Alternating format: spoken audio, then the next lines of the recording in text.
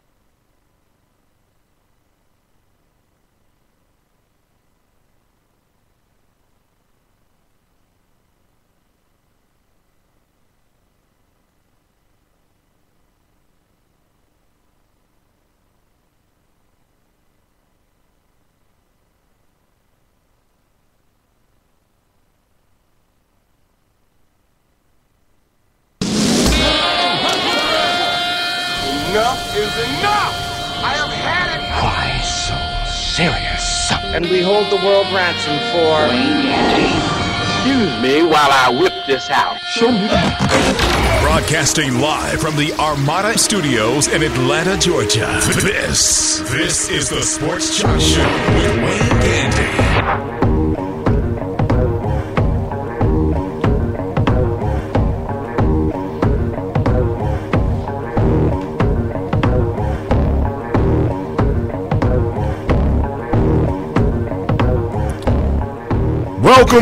Welcome. It's Monday morning. I am the Sports Jock, Wayne Gandy. You're listening to the Sports Jock Show. We are live coming to you from Atlanta, Georgia. What a great week of sports. We have a lot to talk about. Let me tell you right now, there's going to be a couple of topics that you're going to be like, why is the Sports Jock and his compadres speaking on this? Once you hear it, we got 19 children left in a home, beer in a sippy cup.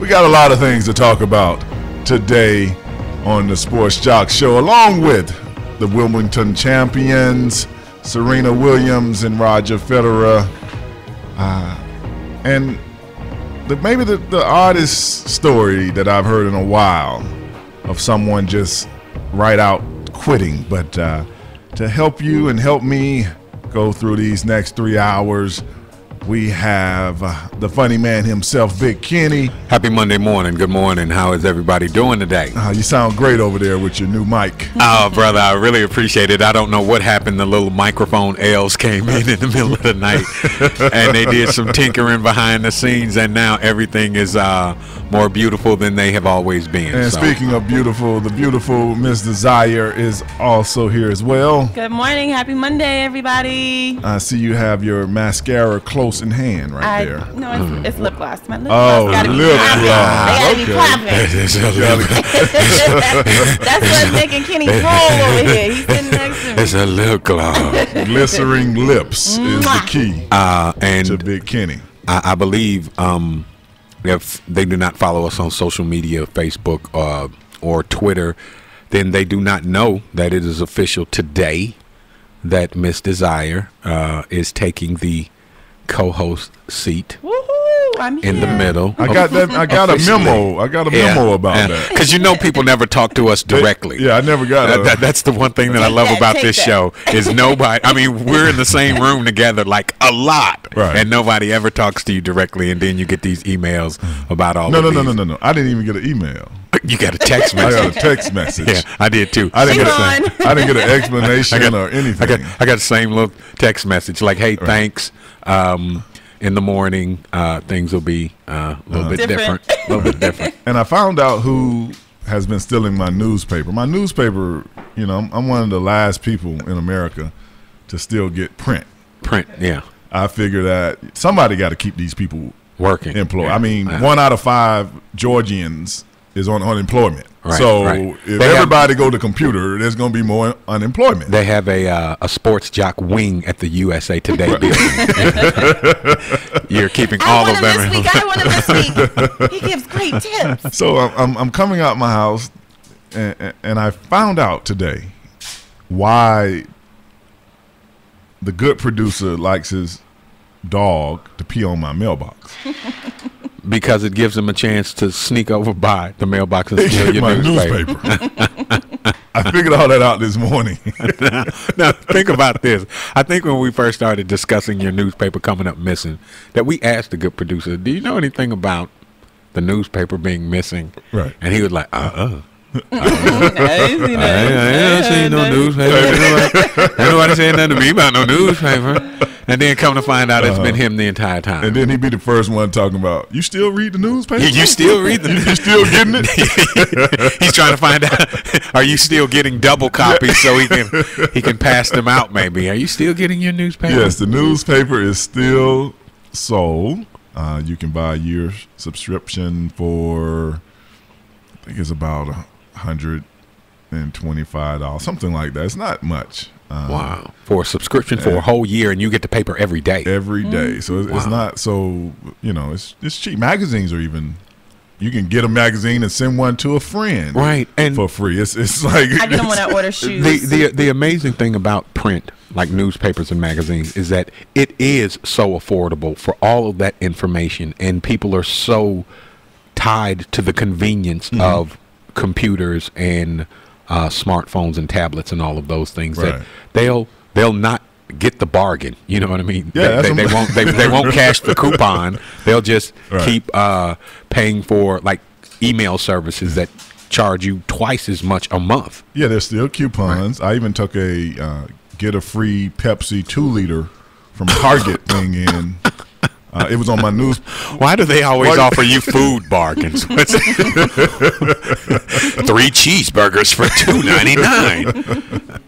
Hey, that 2-liter, man, it was Pepsi. How can you turn down How can you anything turn free? down a free It could 2-liter be, Pepsi? It could be It doesn't free matter. battery acid. Give it $5 off. I always forget them at home on the microwave, sitting right there. See, you never take them in the house. What you do is you take them to your car. See, Right, I see my right. purse. Do you see how dirty it would be if I did that? Take them to the car. But sit back. We have a great show. As I said, we're going to talk Wimbledon. We're going to talk track and field. We're going to talk NBA. Wow, huge. Joe Johnson being traded here in Atlanta. And so last that's gonna week be we huge. discussed. I said it wouldn't happen. I was wrong about that. So sit back. The Sports Jock Show, Big Kenny, Miss Desire. Big Kenny, what's that number they can hit us at? 888-926-7562. That's 888-926-7562. TheSportsJOC.com. We'll be back.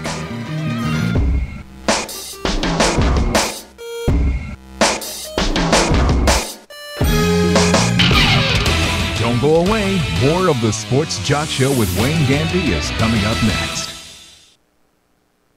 Over 13 million people are affected by famine, war, and drought in the Horn of Africa. Unfortunately, just listening to this commercial won't help them. Just listening won't give them their next meal, or shelter, or hope. You can help by texting GIVE to 777-444 to donate $10, and by going to usaid.gov/FWD to forward the facts. Brought to you by the Ad Council and USAID. Text donations go directly to Consortium of Humanitarian Relief Organizations. Standard text and data rates apply. And now, back to the Sports Jock, Wayne Gandy.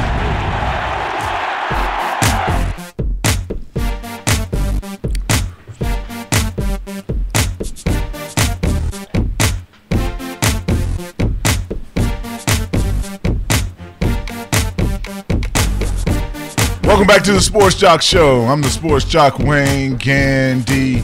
Last Monday's show, I talked about a runoff, an Olympic trial runoff for the 100 meters to decide who would be third on the 100 meters women's track and field team. It was supposed to come on NBC at 8 p.m. I reported this to you, and it never happened. They had discussed Jennifer Turmo and Allison Felix. that they were going to have a runoff instead of flipping a coin. Sunday night, even as I watched the end of the Olympic trials last Sunday night, they still were on to run this race. And by Monday evening, we saw what I think is horrific in sports, and that is the athlete basically quitting. I feel like I can actually call Ms. Turmoil a quitter at this point, saying that the pressure and she just was not up for the task anymore. There was supposed to be a runoff of her and Allison Felix. They were going to run the 100. The winner would take the third position on the track and field team. This has been a big story earlier in last week. We've even had the greats like Jackie Joyner-Kersee come out and said she was excited because she felt like it was going to bring excitement back to the sport. It was going to bring track and field back to the homes of people. And after all, the Marion Jones and different people in track and field being caught in scandals with steroids and HGH and all those kind of things, that track and field needed this kind of excitement. NBC was running a 30-minute special just to show this runoff, and Miss Turmoil decided, Big Kenny, Miss Desire, she didn't want to do it. Now, I'll tell you something. When I first became aware of all of this, her declining the runoff, my thing was, you're scared to get beat. I'm a person that the only way I don't talk about who's better. Take it to the stage. You know what I mean? If you got something you want to prove and we're trying to talk about the same thing, let's compete, and the best person will be better than the other one. So I immediately thought that it had something to do with her being afraid. I saw her do an interview on ESPN. I believe it may have been with Stuart Scott. And she explained that her reluctance to compete in the runoff came from the fact that during the actual race, when they finished running the race, she was declared the third place finisher. She was given the American flag, allowed to take a victory lap. She was allowed to do an acceptance press conference of the win. They discussed how close it was, but you won. Everyone there said that she won, including the IOC officials. Then later, in a more private moment, they came to her on some Jennifer, hey, can we holler at you for a second? And we think it was a little closer than that. And she said that her and Allison Felix had discussed that she really wasn't feeling up for the runoff because she was feeling somewhat slighted. Like, I was given the victory lap. They claimed me the winner. So what do you want to do about this? And she said that she said that Allison Felix told her that she would back down and recede her place.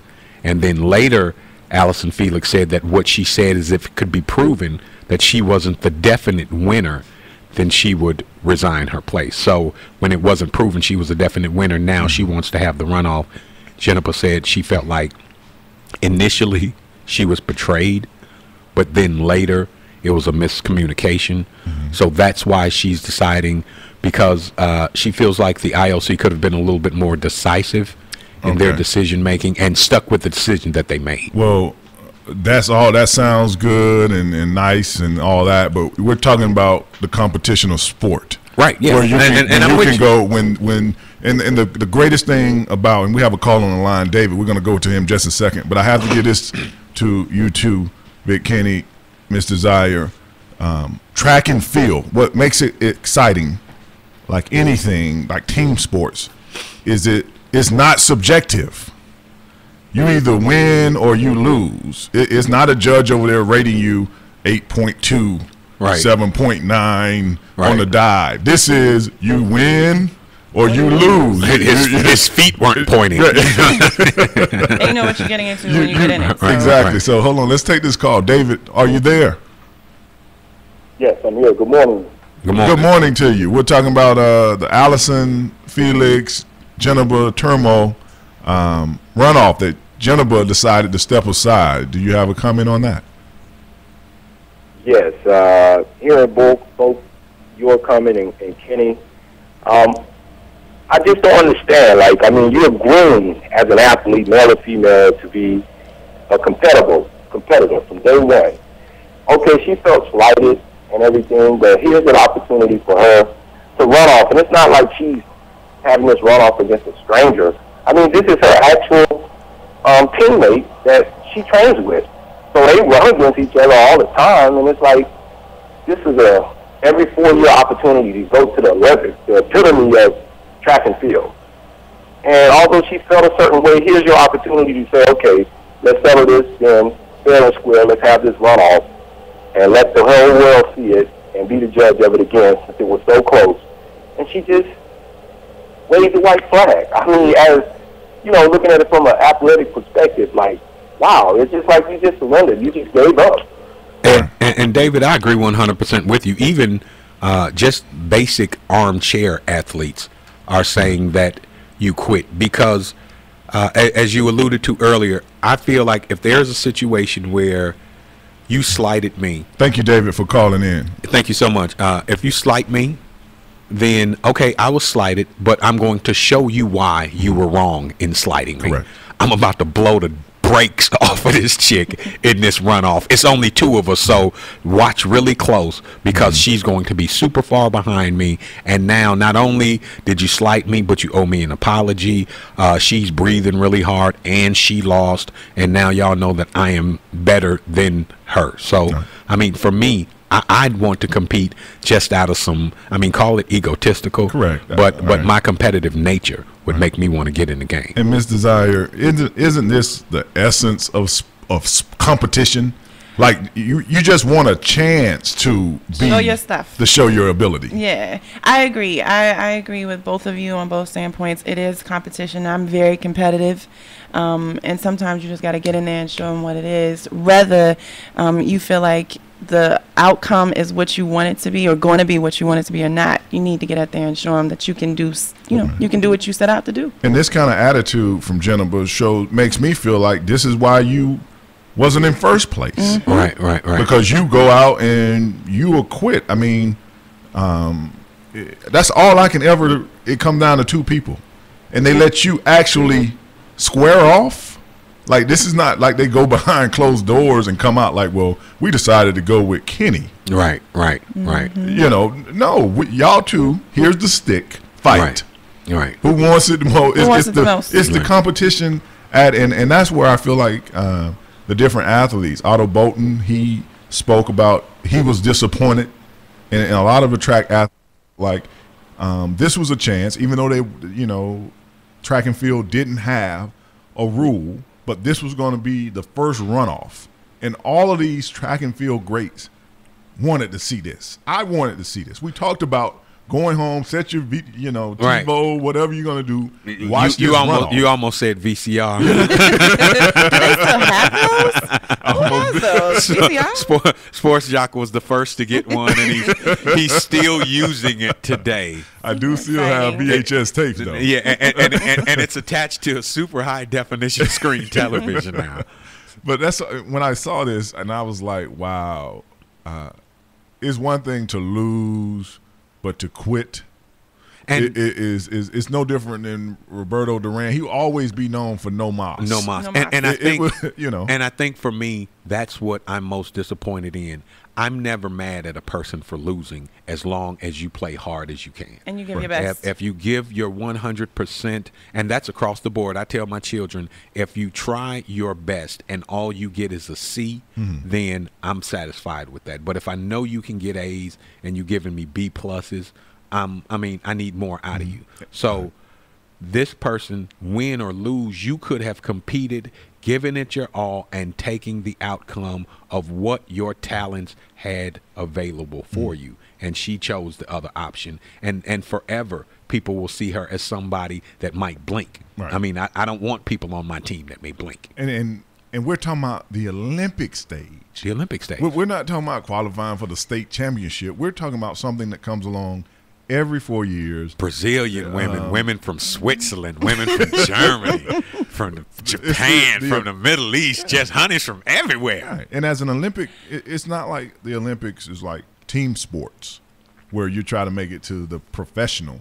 To me, if I'm an Olympian or if I'm in those type of sports, the Olympics is the big dance. That's it. To run on the Olympic stage. As a performer, the core reason I'm a performer is because I have a look at me desire. You know what I'm saying? Right. I like attention. Here I am all by myself on that podium, and everybody's talking about not a team name, not the Broncos, not the Padres. Everybody's talking about me. Right. And I would have had to take my shot, man. But different strokes for different folks. Very, very disappointing, Jennifer. Very disappointing. We're going to go to break, and when we come back, we're going to talk about a different type of running. Something that Miss Desire probably would be up for. We'll be back with more of the Sports Jock Show after this. Jennifer, you still look good in some shorts, though. She is kind of fine. Not kind of.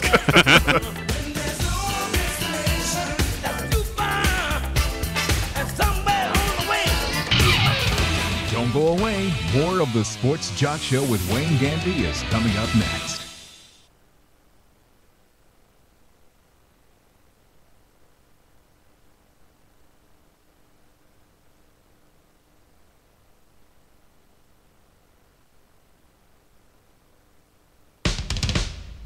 And now, back to the Sports Jock, Wayne Gandy.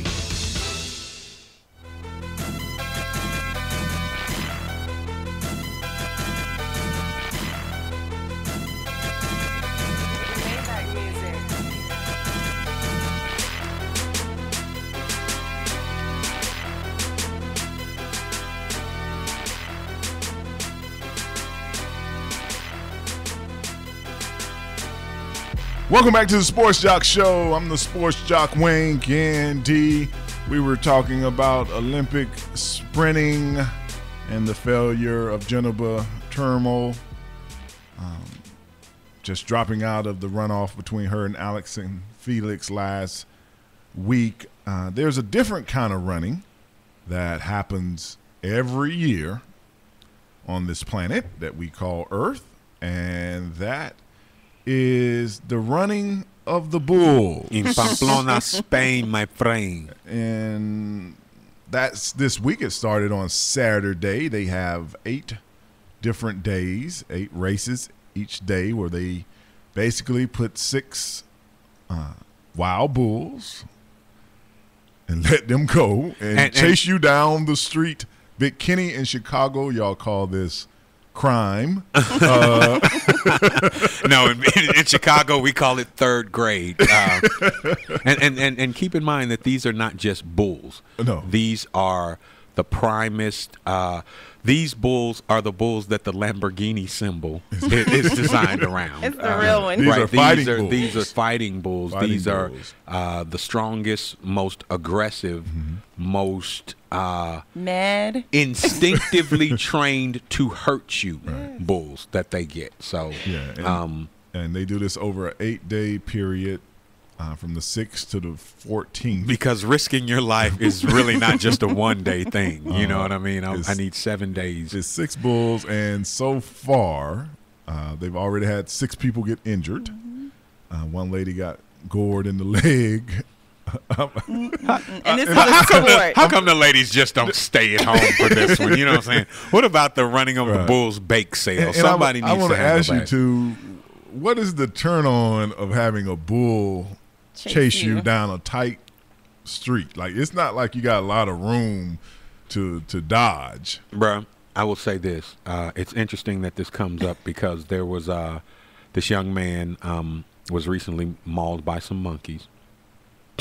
And I try and say that without laughing, but anytime I hear about people mauled by monkeys, it just makes me laugh because monkeys and people don't usually hang out together. You know what I'm saying? No, not really. Like if I was coming out of a sports bar and got jumped on by some monkeys, then that may seem tragic because it was like a hate crime. The monkeys shouldn't have been really messing with me like that. But I mean, monkeys live where monkeys live. We live where we live, and then when we come into contact with each other and they maul us, people go, "How unnatural." natural. Well, no, that's what monkeys That's what do they to do. strangers. Right. Is maul them. So, but in a case with animals, I believe in. I'm an adrenaline seeker. I like taking risk. Correct. They will never be with wildlife. I don't care what it is. Now, I may put, an elastic band around my ankles and jump from 500 feet, hoping that it doesn't snap. But I'll never go, look, sharks, let's swim with them. You know what I mean? That'll never be me. I don't want to pet sharks. I don't want to go see tigers in the safari. You're not going to climb up in the tree with the gorilla. No, I don't want to ride the back of an elephant while we search for the gazelle in the jungles of the Caribbean. You know what I'm saying? None of that stuff appeals to me.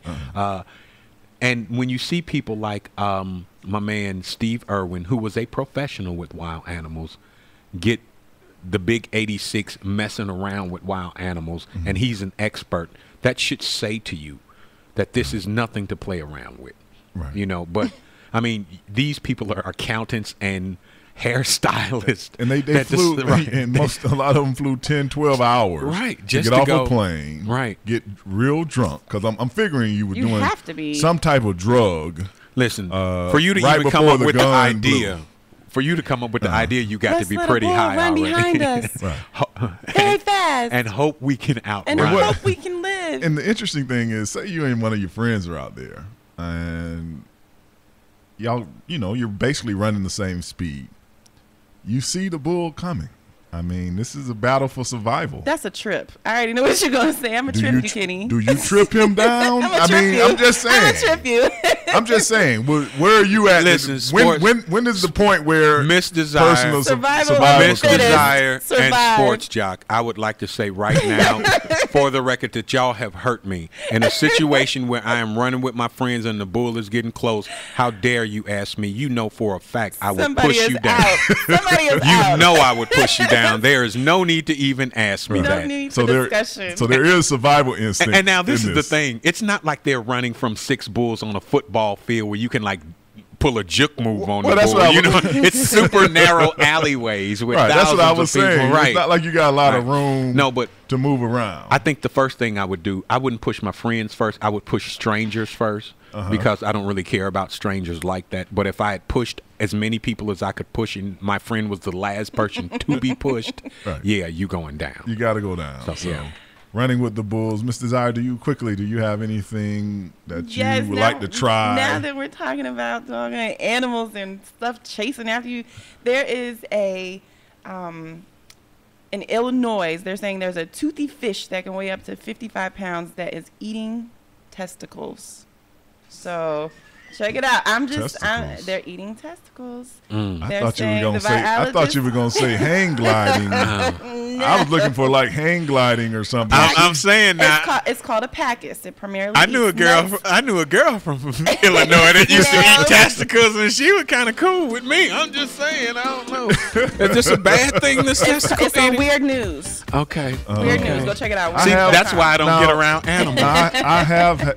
I've tried mountain oysters before. I have to. Oh, okay. I'm not a fan. I'm not a fan of consuming testicles. We're going to go to break. When we come back, we're going to talk to my man, Fireball Turnbull. We'll be back after this. Happy Monday, people.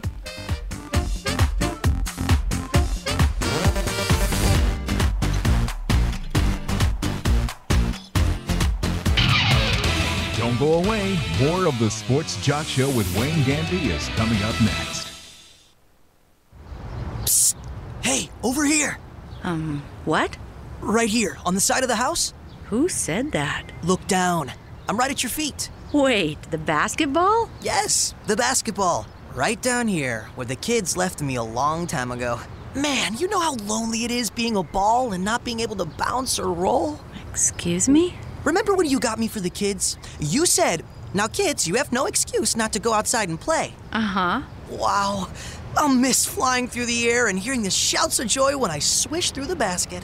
What do you say? Could you give me a little air and remind the kids of how fun I still am? Okay. Oh, wow. You are flat. Easy, I'm ticklish. Let's get bouncing. As Native American parents and caregivers, our encouragement to healthy lifestyles for our kids is helping them get outside and play. Get ideas, get involved, get going at letsmove.gov/Indian Country. Brought to you by USDA, HHS, and the Ad Council. And now, back to the Sports Jock, Wayne Gandy.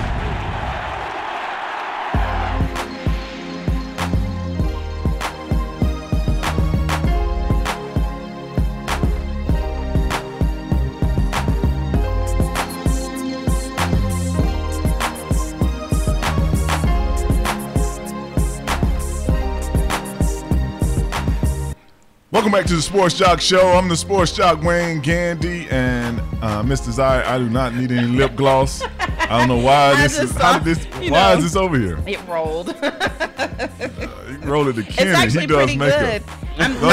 You know what? No, I don't do makeup. My makeup artist does makeup on me. But listen, I'm telling y'all, when I get ready to start launching my edible line, my lip glosses and the tasties, I don't care what y'all say. Everybody is trying it on because I need men's perspective because you're going to be putting it everywhere and the women are going to be using it on you. So I need everybody to know. Anything you got going on that has something to do with lips and me trying it out, put me on. I'll be at the top of the list. Guinea pig me. I'll be in Spain running with the bulls before I start trying on lipstick. It's not lipstick. It's balm and it's edible flavors and it's for We could let that testicle eating fish try it out. At least it'll be really cute when it comes up to you. Like, wow, what is going on here? It tastes good.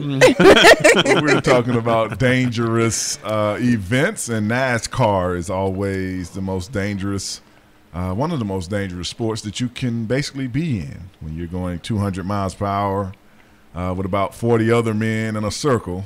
Crashes happen, and people have lost their life. 40 other aggressive men. Yeah, NASCAR drivers are some angry dudes, bro. They will scrap competition at a funeral. I guarantee you, they won't concede a race. They will not concede a race. They will not concede a race. No. Or a fist fight, or that's because they're sweating bullets in this car. They're losing like what 6-10 pounds a minute or every lap or something. And like so that. you punch another dude. Yes, get out my way. Well, as always, when we want our NASCAR report, we call our great friend, Mr. Doug Fireball Turnbull. Turnbull, are you there, sir? My lip gloss is popping, man. How you doing? Good morning. Hey, by the way, if they lost 10 pounds a lap, I just want to point out that means they would have lost 1,600. Each driver would have lost 1,600 pounds on Saturday night. It was 160 laps at Daytona. That's what I am they ran. learning that's a great diet.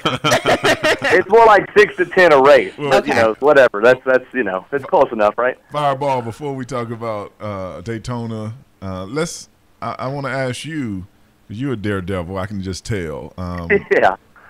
Would you run with the Bulls? Would I run with the Bulls? You know, I honestly don't know enough about it to do it, but it seems to me that it'd be dangerous enough that I'm not as much of a daredevil as you think, I guess. I mean, wait a minute, Fireball. I don't know as much about it as maybe I know. What is there to know? It's a bull. It'll kill you. That's pretty much the whole. I don't know how many people get killed or how many people do it, what the ratio is. It would be fun to be there while it's happening and to say I saw the running of the bulls. Right. But I don't have any interest in getting gouged to death by a bull. So that's, Okay, let's scratch him off the guy that's going to run list. I'll just stick with my last name, Turnbull, and we'll leave it at that. You passed the sanity test, Fireball. Well, speaking of events, the Coke 0400 went down in Daytona. Yes, sir. And before we talk about Mr. Tony Stewart, who won, A.J. Allmendinger. Tell me about this story and what drug did he get caught? I mean, HGH is banned in auto racing? Well, you know, that NASCAR has a really rigorous drug testing policy, first off. The reason why is because several years ago, about 2007, 2008, there were two different drivers, one of which named Shane Neal that failed multiple tests to the point where he pretty much got a lifetime ban from NASCAR. Another driver named Aaron Fike who actually admitted that he drove while high on heroin, and he did not fail a NASCAR drug test either. He never failed a NASCAR drug test, and this isn't the kind of rednecks running wild and jumping in cars. He had a serious addiction, and it was very much the exception to the rule. Aaron Pike was, and he and his girlfriend, actually, I think it was his girlfriend, got caught, in their car with some sort of drugs. And that just, led to his being suspended from NASCAR. And then he did an article pretty much, spoke out an article pretty much saying, hey, this needs to change in the sport. So NASCAR got really tough on their drug policy, and people get tested randomly in NASCAR now, just like in baseball, football, whatever. And they'll just come up to a driver or the crew members or anybody that has, the certain NASCAR credentials that keep them in the garage all the time, and they test them. And AJ, and what they do is you take two tests. There's a test that's your, the first test, the first sample, and then there's the B sample. And so AJ Allmendinger, they tested his A sample a week or two ago, and it came back as a positive test. And they didn't say for what. NASCAR doesn't normally say what people tested positive for. A couple of years ago, when Jeremy Mayfield tested positive for something, he made such a stink about being innocent and all the reasons he could have tested positive that were not drugs. The NASCAR finally said, yeah, you tested positive for meth. But he's the only driver up until now that's really, that since NASCAR's new drug testing policies come out, this has actually happened. So Allmendinger fails a drug test. We don't know if it was because he took something while he was working out and it triggered something. We don't know if it was a misunderstanding, maybe like arguably the Ryan Braun situation was, although that's very cloudy too.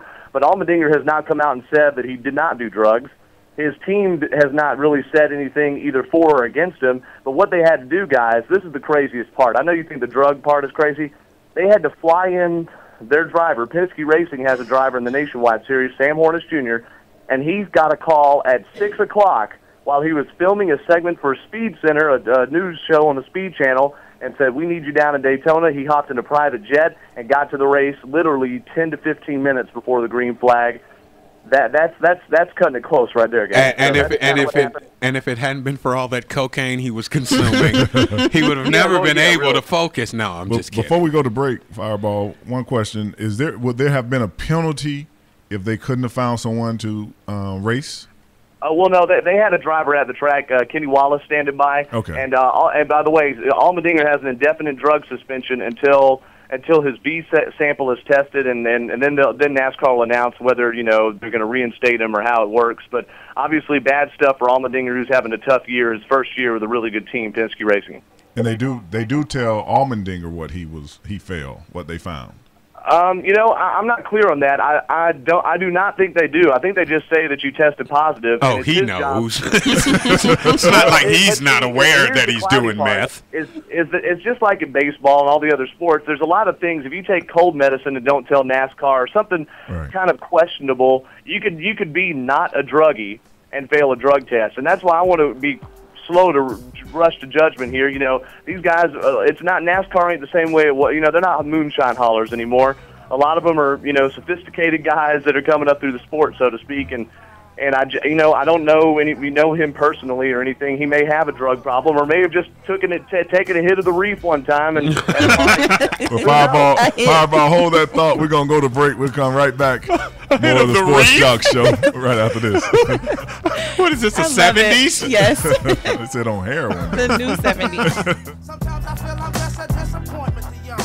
Every day. Don't go away. More of the Sports Jock Show with Wayne Gandy is coming up next. Over 13 million people are affected by famine, war, and drought in the Horn of Africa. Unfortunately, just listening to this commercial won't help them. Just listening won't give them their next meal, or shelter, or hope. You can help by texting GIVE to 777-444 to donate $10, and by going to usaid.gov/FWD to forward the facts. Brought to you by the Ad Council and USAID. Text donations go directly to Consortium of Humanitarian Relief Organizations. Standard text and data rates apply.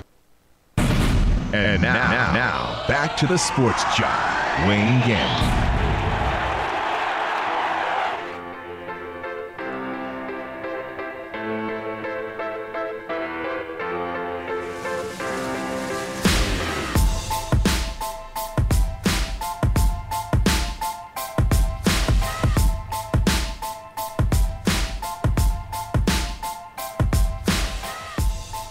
Welcome back to the Sports Jock Show. I'm the Sports Jock, Wayne Gandy.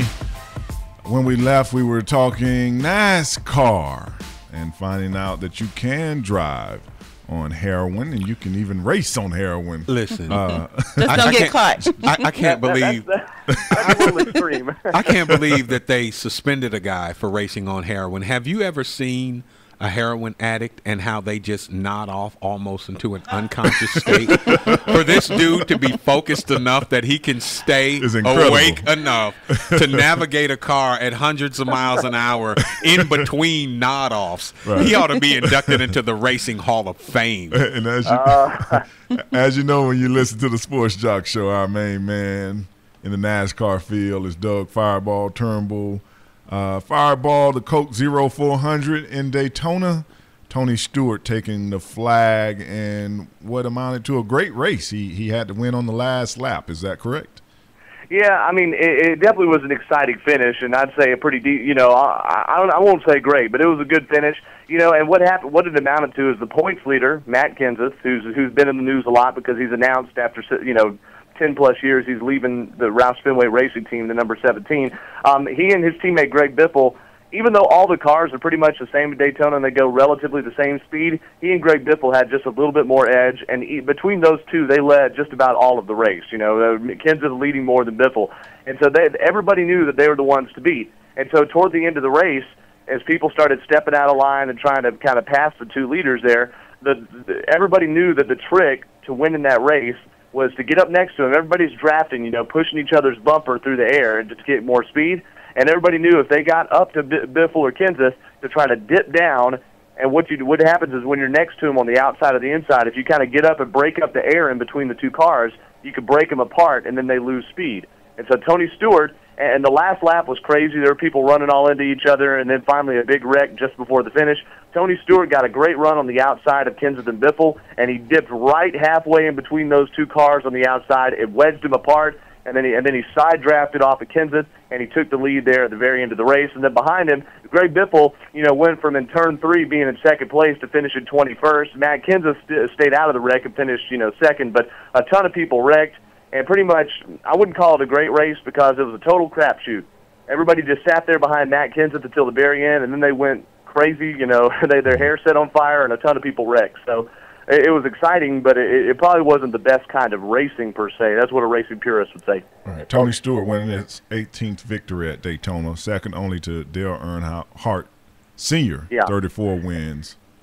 And what's ironic in that is that Tony Stewart, just like Dale Earnhardt waited till very late in his career, 20 years, to win the Daytona 500. Tony Stewart's won nationwide races, IROC races, every kind of cup race you can win at Daytona, every kind of NASCAR race just about you can win at Daytona, except for the biggest one, the Daytona 500. It's sort of like Peyton Manning before he won a Super Bowl. He'd breaking records and won just all sorts of playoff series.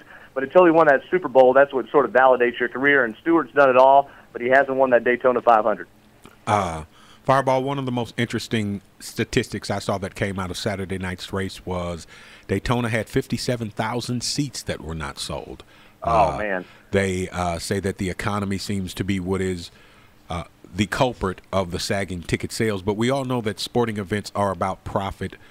What do you think is the challenge in selling more tickets to NASCAR? And someone said that, NASCAR events take a lot more traveling, take a lot longer stay to attend a sporting event. But I've been past a lot of NASCAR events, and the way that they stay, the big motorhomes and things like that, I'm sure that that's quite expensive too. What do you think that NASCAR needs to do to sell more tickets? Maybe expand the audience. Do you think that would help? Well, what they did a couple of years, that's a great question, Big Kenny, by the way, because that's the million-dollar question is what do you do to get more people interested in the sport? And I think what happened that caused NASCAR's popularity to sink is in the early 2000s, when their popularity was growing by leaps and bounds, and you're getting all sorts of, more average Joe sports fans starting to follow this weird thing called NASCAR.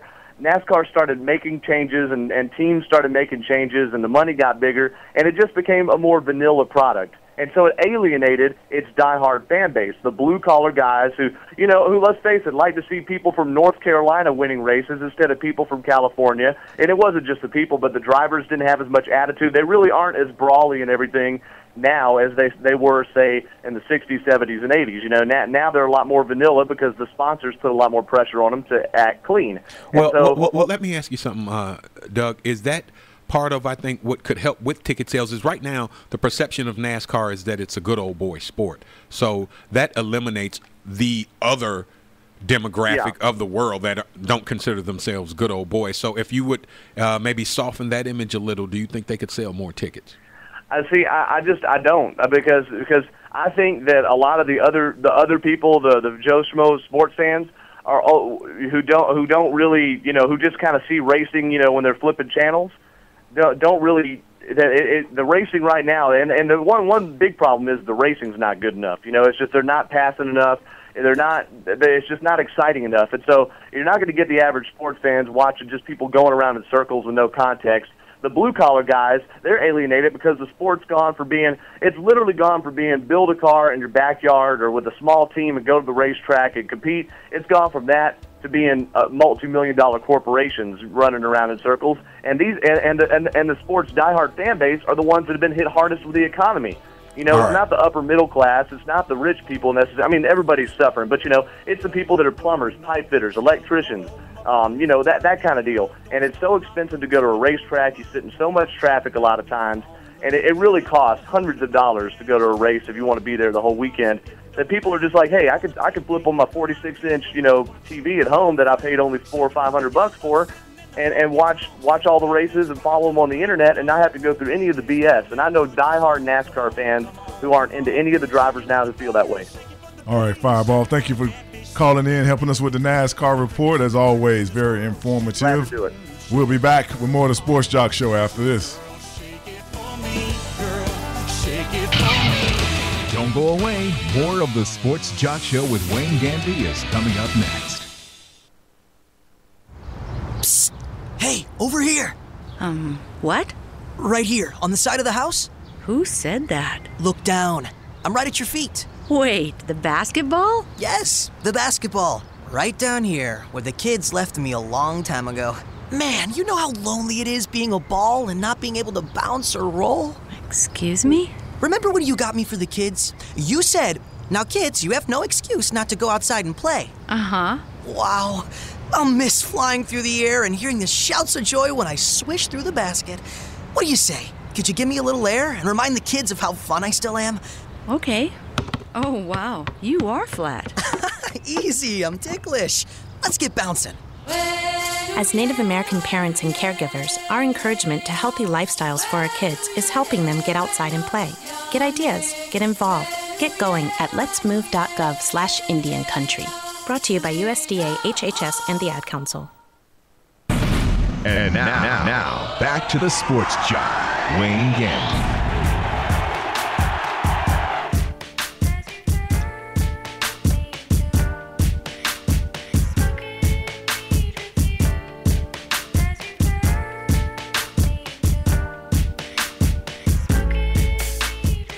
Welcome back to the Sports Jock Show. I'm the Sports Jock, Wayne Gandy. We'd like to thank Doug Fireball Turnbull for calling in, helping us with the NASCAR report. Big Kenny, to finish kind of answering, I think, what you were trying to ask, Doug. A lot of sports are driven by the personalities that are on the field. And some of these sports, basketball, football, NASCAR, if you keep trying to clean – people watch sports for the antics just as much as they watch it for the experience of the sport. And the Good Boy Network, as you were trying to allude to, when people watch NASCAR, they look for the guy that spits out the car. You know, they want to hear about someone fighting. It's like taking the fight out of hockey. Right. You know, if you clean up, you do lose attendance. And I keep screaming this about football. If y'all keep tweaking the sport where nobody can hit, then people are going to eventually become uninterested because people want to see other people get punished. Well, I don't think from the perspective, my perspective is not from cleaning up their antics. My perspective is from cleaning up the perception that most sports that we adore in this country, that people buy tickets to and support, they support primarily because at some level, they can see themselves in that player. They can see themselves in that team, in that sport. The vast majority of America does not look at NASCAR and see themselves in that culture. It is primarily viewed as a Southern redneck men's sport. Now, I've been to numerous sporting events where there may be women not even with any men at the sporting event. All the women came out just to watch the game. Like the time the big girl jumped on me in the in the box when we went to the Lynx game. It was all women at that event. So you don't see groups of women going to NASCAR races because they feel like it's a so what I'm saying is, if you made the sport more appealing to women, maybe there's a group of guys that will go, man, this ain't real NASCAR, and you lose that 200 tickets, but you gain another 3,000. You have to look at sports like this. It's like Chick-fil-A. They specialize in one thing. Right. So NASCAR, I don't think is ever going to take the fever of the country. Right. Because the businessman, he's above that. He wants to play, racquetball and lacrosse. Right. So your best bet is to feed to the people who like your sport. Right. The Just core keep audience. The core audience. Keep getting audience. them out. Right. And it's like I'm saying with football. The core audience of football are men who want to see that physicality on the field. No, they don't want somebody to get crippled for life or can't remember their kids at 50, but they do want to see that hard-hitting aggression, always teetering on, we're about to get into a real fight. But what about that them was the bringing women? heroes of, excuse me? What about them bringing women into the sport? Some men feel like women shouldn't be allowed to be in certain particular sports, like football. Well, the women crowd is becoming huge in sports. In everything. Because they follow their men. If you want to keep them, you better. They follow their men. They try to find out where the men are. So they're not growing because they like the sport so much as it is going to sporting events have become kind of like an event. They come to the tailgate because they realize that it's fun. Absolutely. They come to the games because they see that the event is fun, and not because they so much worry about the talent that's on the court or the field. And I also think with, say, for racing, a woman is in racing like Danica Patrick, but the results that she's been getting sort of lends to defend the argument of the guys that go, see, that's why women shouldn't be racing. She got in NASCAR and she's not really doing anything noteworthy, so she should have never been in NASCAR never been a part of it anyway. In the first place, right? So I think if more women were winning more in certain, now football on the NFL level, I don't see women playing at all. I don't participate that, but I do play flag football. But in NASCAR also, Danica is in the car. Yeah, she's in the car. Right. So the women don't actually get to see her. Right. Until, especially if you're at the race. Right. You saw her maybe get in the car. Right. And then you saw her, if she maybe placed, get out the car. Other than that, you only heard her name. Right. It's the number 28 car, number 25 car. It's not like you actually see her. Now, if you're at home, ABC, NBC, Fox, ESPN, they may clip over to her. Right. Because they put the cameras in the cars now. But I see where they were trying to go, promoting her to bring in the female. Yeah. But I didn't know that NASCAR was lacking. I'm like Kenny, when I've driven by, it's just as many women at the NASCAR events, and everybody's got a motorhome, and everybody, it looks like it's thriving, but unless you're actually counting the bottom line, you really don't know what they're dealing with. Right. So, because I can't see where the NBA suffering from money, and they swear that they don't have. And I think as Fireball was kind of saying that you're going to have to feed to your audience, and your audience is most of the southern states, the Midwest, and you have to give them that bad boy Richard Petty. Never takes off his shade with the cowboy hat and the big, that's what they want to see. Right. And that's who comes out to your, That's who butters your bread. And you're going to have to ride with that group. Because 57,000 seats empty is a lot of seats. It's muy malo. That is not good at all. We're going to go to break. We come back. I have a funny story for the two of you. Yay. Yeah, about Firehouse Subs. It's Monday, people. Let's We'll be get up. back after this.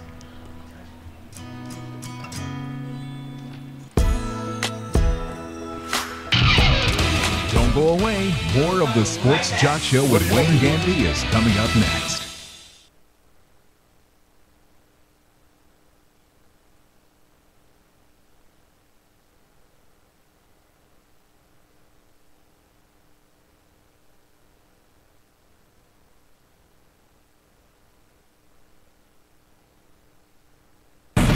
And now, back to the Sports Jock, Wayne Gandy.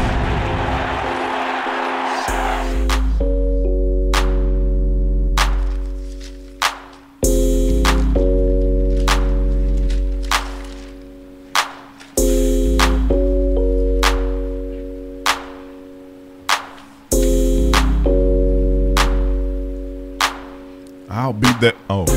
Welcome back to the Sports Jock Show. I'm the Sports Jock, Wayne Gandy. I did a show for women's. I did a show for a women's sensitivity training, and that's the song I came out on. There's nothing sensitive about that song. It was real strange. They looked at me kind of funny, but we'd like to welcome a new affiliate to the Sports Jock Show, WQLS 90.5 FM, The Q, over in Camden, Alabama. We air over there Saturdays from 1 p.m. to 4 p.m. Central Time. That's Central Time, WQLS 90.5 FM, The Q, Camden, Alabama. The Q. Yeah, we moving on up on the Sports Jock Show. Gotta love it. Trying to go everywhere. There is a funny story I have for you two. Yes. Please do share with us. I don't know if you two have heard this about the peeping Tom at the Firehouse Subs. Have y'all heard this story? Wait. It sounds vaguely familiar. No, I haven't heard. I mean, sounds familiar. And I'm just trying to put all of the different all the different variables in the equation. Firehouse Subs, Peeping Tom. Please, break down the details for me. Help me keep up. Well, this 55-year-old man, Stephen Rogue, was at Firehouse Sub. You know, the sandwich is a little sweet for me, but they are kind of tasty. Right. And he's sitting at his table. Mm-hmm. In the sub shop, and you know, sub sandwich places are pretty small. Mm-hmm. Right. And he takes his cell phone out and slides it underneath the lady who's in line at the cash register dress and begins taking him some photos underneath her skirt. And unfortunately for him, sounds like a good idea. There's an undercover police officer ordering his sandwich as well at the same time, and sees him doing this. Now he's 55 years old. I can't enforce this, and this is here in Atlanta, which is the booty shaking capital of maybe the world, where they will show you their childhood dreams for $1. And Stephen, if you didn't know, from 12 p.m. to 7 at most strip clubs in Atlanta, you can go for free. You know, it ain't even no cover charge. You could have got. It's a 2-drink minimum. You know, just walk up in there, and they actually serve food at most of these places. And if you lazy, you can just go on Craigslist and have a girl stop by the house for the low. God. They take credit cards and everything. So he over in Forsyth County, he takes the pictures. The undercover officer sees him. And this is a serious charge for any of you people out there that are thinking about this. They charged him with what did they charge him with? $11,000 bond. Right there lets you know that this isn't one of those walk away crimes. You know, it's not like it was $2,000 bond. This is an $11,000 bond he had. And it's a sexual offense. Correct. So if he's found guilty, he may have to register as a sex offender. So they charged him with one count of peeping Tom. I didn't even know it was a crime. Yeah, I didn't even know that was on the books. And one count of unlawful surveillance. Wow. So They that took means his that phone. if you're going to do this, you got to let the lady know, listen, I'm going to look up under your skirt and I'm going to take pictures. I don't know what I'm going to do with Or them. just do it the old-fashioned way. Set up a tripod, and hey, let's make a movie. Now, my problem with the story for Stephen is $11,000 bond. You're in jail for something you got to explain at least to somebody, your parent, your brother, your uncle, who got to come bail you out. That one unlawful surveillance. How do you know whether she has panties on? Because $11,000 to be in jail for a woman's Don't look up under private my skirt. part, and she has on panties. Listen, Don't look up under mine. It's like, really? It's like, come on, man. You went through this. I'm just saying, in sympathy to him. No, I don't have any sympathy for him. I'm saying cops are never around when you need them. The one time he did not need a cop, he happened to be not in a donut shop, but in a sub shop getting a sandwich. And I remember once being in a McDonald's. It was right after they had closed. So it's me and my brother sitting there eating. Right after they closed? Yeah. Y'all was in a McDonald's. Listen, man, Something we sounds walked in. I thought you said they was closed. They were getting ready to close. We were like the Okay. last people that they served. We were the last people they served. We're sitting at a table. There's two people, two gentlemen sitting at a table, and some guys cleaning up. So 4 people in the restaurant that are customers. All of a sudden, 2 of the guys that work there start talking. One of them pulls out a bag of weed, sells it to the other guy. The guy goes, man, these look big. Give me another one. Just as he said that, the other 2 people in the restaurant look at him and go, are you guys stupid? Reach in their pockets and pull out badges, dude. Dumbest criminals. And then they go get your manager. And he goes, you got to find somebody else to work here because these guys are stupid and they're going to jail. And I was like, man, you never know who's who. That's true. So, I mean, And they help you and your friend out because it sounded like y'all was about to rob the place. Hey, I'm telling you, we was about to either be the next customers or the dudes robbing the place, and me and my brother would have went to jail. So yeah, I'm glad They they were bailed you stupid. out. I'm glad they were stupid in advance. You know what I'm saying? Before I had a chance to do something crazy. So Firehouse subs, ladies, keep your legs together. Or wear shorts. Or, go to Subway or something. We'll be back with more of the Sports Jock Show. We're going to talk about the Peachtree Road Race. We'll be back. Questions, comments, observations, 888-926-7562, thesportsjoc.com.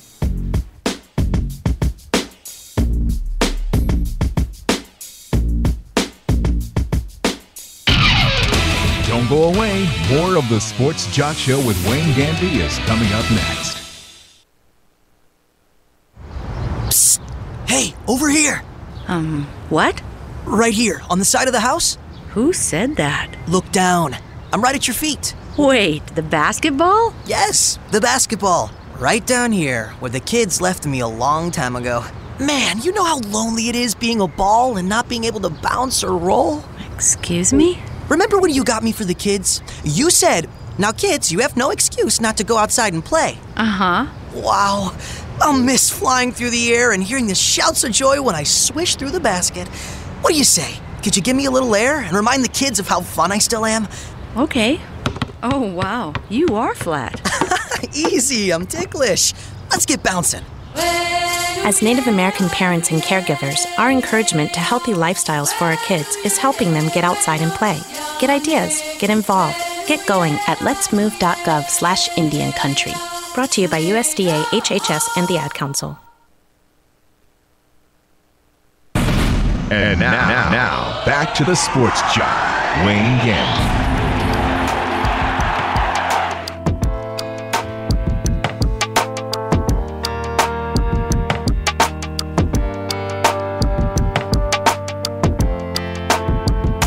Welcome back to the Sports Jock Show. I'm the Sports Jock, Wayne Gandy. Here in Atlanta last Wednesday, the 4th of July, the Atlanta Constitution Journal had their 43rd Peachtree Road Race, 6.2 miles down the famous Peachtree Street, which everybody outside of Atlanta always asks me about. How many peach trees are there? It's like several hundred. Right. Hey, it's a peach tree everything. But only one that really counts. You know what I mean? Right. we had our annual race. 50,000 plus runners showed That's up. a lot of people. I told you it was a lot of porta potties out there. Right, right. I think the official number of porta potties is something like 11,000. Really? Yeah. That's a lot. I know it was about 10,000 right around my block. Right, like how many people going to the bathroom? Right. In the middle of running. Maybe that's why they all show up running looking for a porta potty. But 6.2 miles and what they was went. One of the and hottest days. It was 100 and some degrees, 103. Ever in world and history. They still had 8 of the top 10 finishes were by Kenyans for the men, and 3 of the top 10 Kenyan runners won the female side. Right. Lady from Ethiopia, Matu Daska, 28, ran it in 32 minutes and 22 seconds. And Peter Karui, I want to say, 24, Kenyan, won the male, 27 minutes and 37 seconds. They asked the female runner, what does she think helped her pull off a win in the Peachtree Road race? And she said it was really hot, and she likes running when it's really hot. Is that what she said? He was like, it's really hot, and I like running when it's really hot, and other people don't. And they they have wheelchair. Yeah, I think they take off first in the wheelchairs, and then the runners, because they finish obviously quicker. Right. Especially when they go down one of those hills. Yeah, because they're rolling down a hill. They ought to be going faster. So I think the time I read was like the winning finisher was like 19 minutes. So they're going at a faster pace as you said, on wheels. And in our region, it's a super huge deal, especially in the Atlanta area. So watching the coverage of the Peachtree Road race, I was amazed that they were interviewing the winners of the men's and women's races, and people were still starting at the starting line of the road race. Like, so an hour after the race is over for the winners, these people are just getting started, and it's getting hotter and hotter, and you got people out there in costumes running, you know what I mean? The flag and all that. But it's becoming a huge event, though. It's becoming a really when you huge start event. saying 57,000 people show up for something. And 11,000 porta potties. And That's a lot. It's a big event, and I'm quite sure the city of Atlanta is definitely glad that they started this 43 years ago. I did send the bad producer out and catch a couple comments for some of the racers. He asked them, I don't know what he asked them. He did say he was out there. I don't think he participated in it. That's what I was hoping he said, that he was out there doing it. But something tells me he was standing close to a porta potty. Really quick, just look at this dude. Look at him. All smiles, right? Racing, stop. Yeah, Really? He's ran at least a mile in his life. In his life, at least. At least 1 mile. A mile. Yes. At least. 1 mile. 1 mile. At least. Let's hear what they had to say. Taking it to the streets for the Sports Jock Show with Wayne Gandy, Conway Twitty. I have with me Bert Bloomston, Birmingham, Alabama. All right, how you doing? I'm doing wonderful. Okay, you just took part of the annual 4th of July 10K race here in Atlanta, the Peachtree Road race. How many times have you did it, and what makes you come out and continue to do that? I've done it 33 times. I enjoy being on the streets of Atlanta on July 4th, and this year I've done it with my granddaughter, and that made it even more exciting. Remember, folks, keep that smile on your face throughout the day, and many more friends will come your way. A dude from Alabama that says he did it with his granddaughter. Why am I not surprised? Why?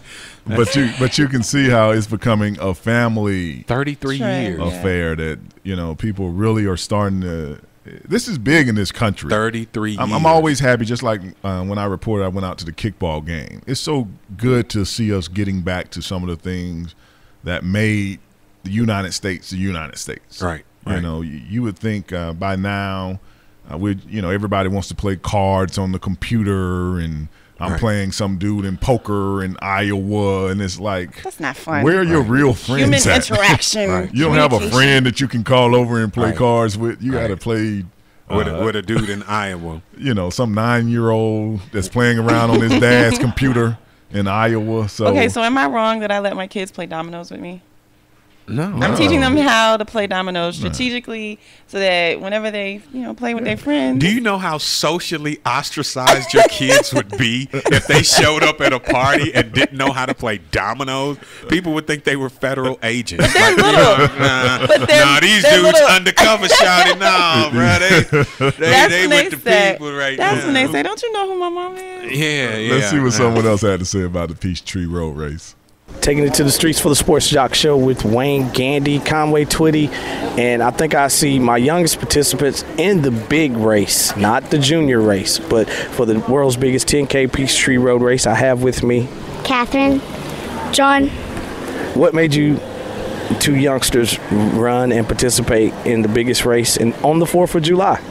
Well, my brother was going to do it, and my parents were going to do it, and I didn't really want to do it. I wanted to do the junior, but so I did it because everybody else is doing it. Well, I've done the junior for a couple times, and I just thought that I should move up because it would have been the last year that I did the junior, and I'm also a really good runner, so it was pretty easy. So Mom and Dad, y'all twisted her arm to make her do the big race. Yeah, we told her she needed to get the T-shirt. The T-shirt, that's what it's all about, the T-shirt.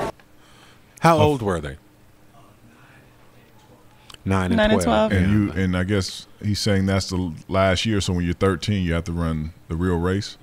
Oh, okay. And listen to the parents like, yeah, we forced her to run because we needed a T-shirt. Right, and they had some cream-colored T-shirt that when you finish you get, which is always the you don't get it at the beginning, so you got to run in your own clothes. Right. And until you get to the finish line, and that's when you get the Peachtree T-shirt. Road Race T-shirt. And one of the things about the Peachtree Road Race is Atlanta's a very active city on the 4th of July. There's a lot of outdoor events and festivals going on all over town, and people who run the race wear their T-shirts out, and it's their gold medal. It's their Olympic moment. When you see someone in their Peachtree Road Race T-shirt, you know that they've accomplished the road race on the 4th of July, and it's a really big it's thing. the same feeling I had when I learned that they only sell that Masters stuff at the Masters. Right, and when I found that out, it's like I look at the symbol different because I know either you went or someone you knew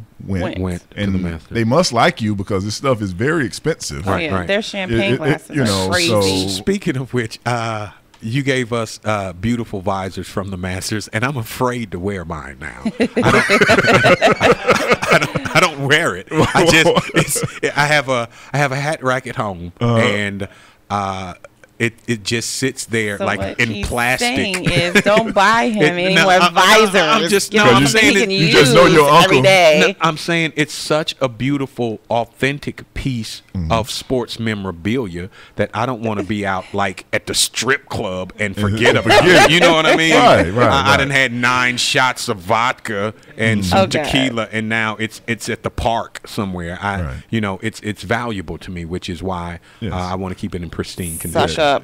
Yeah. Suck up. Let's see what somebody else had to say about Taking it to the streets for the Sports Jock Show with Wayne Gandy, Conway Twitty, and I'm at the Peachtree Road Race, the world's biggest 10K road race, and just finished up here on the 4th of July. Why do you participate in that? 15 years. I'm 65 years old, and I do it for my heart. So far, my heart will be in good condition for another year. And are you locally here in Atlanta, or do you travel? Covington, Georgia. Okay. And you, ma'am? Yes, I've been doing the Peachtree Road Race. This is my 5th year. 4 years I walked it. This year I ran. And I do it for the women who think they can't do it. I'm 51 years old, and I'm doing the Peachtree Road Race. And I knew that other women can do it too. I'm also doing it for my health. Also, I love it. Come join us next year in 2013. And it seems to be the sentiment of a lot of people. They love the challenge. Right. And I think, and I'm very excited to talk about this because this is something as a kid I remember. I remember my mom taking me, and her friends played softball. Right. And it was just, we grew up in the street with a water hose, jumping rope, and any kind of ball could be the ball. Whatever ball we got that can be inflated, we'll play something with it. And and it built community where we cared and we watched after each other. And in this day, I just can't stress enough. But when now, my friends come to my house, they're playing Scrabble against somebody in Honolulu. And it's like, really? But that's why I do what I do with my kids, because I want them to be able to say, my mom took time out with me. I'm not so busy that I cannot spend time with them. So. And it teaches them social skills as well. Social skills. It teaches them. And then it's a great sense of accomplishment. It doesn't matter what you do in your regular life. A good friend of mine, Marshall Childs, who's a talent. He owns comedy clubs, promotes, very accomplished guy, ran it for the first time this year and was so excited to run it. I mean, this is a dude that, should feel pretty good about himself, but doing this made him feel that much better. So, yeah. And so many different people. I think that's when I read the paper and looked at the different countries and cities that were represented, it's just a melting pot of bringing people together. So 48 of 50 states represented. Yeah, Peachtree Road Race next year, 4th of July. So you can't forget. We'll be back with more of the Sports Jock Show after this. Wyoming and North Dakota, get on board.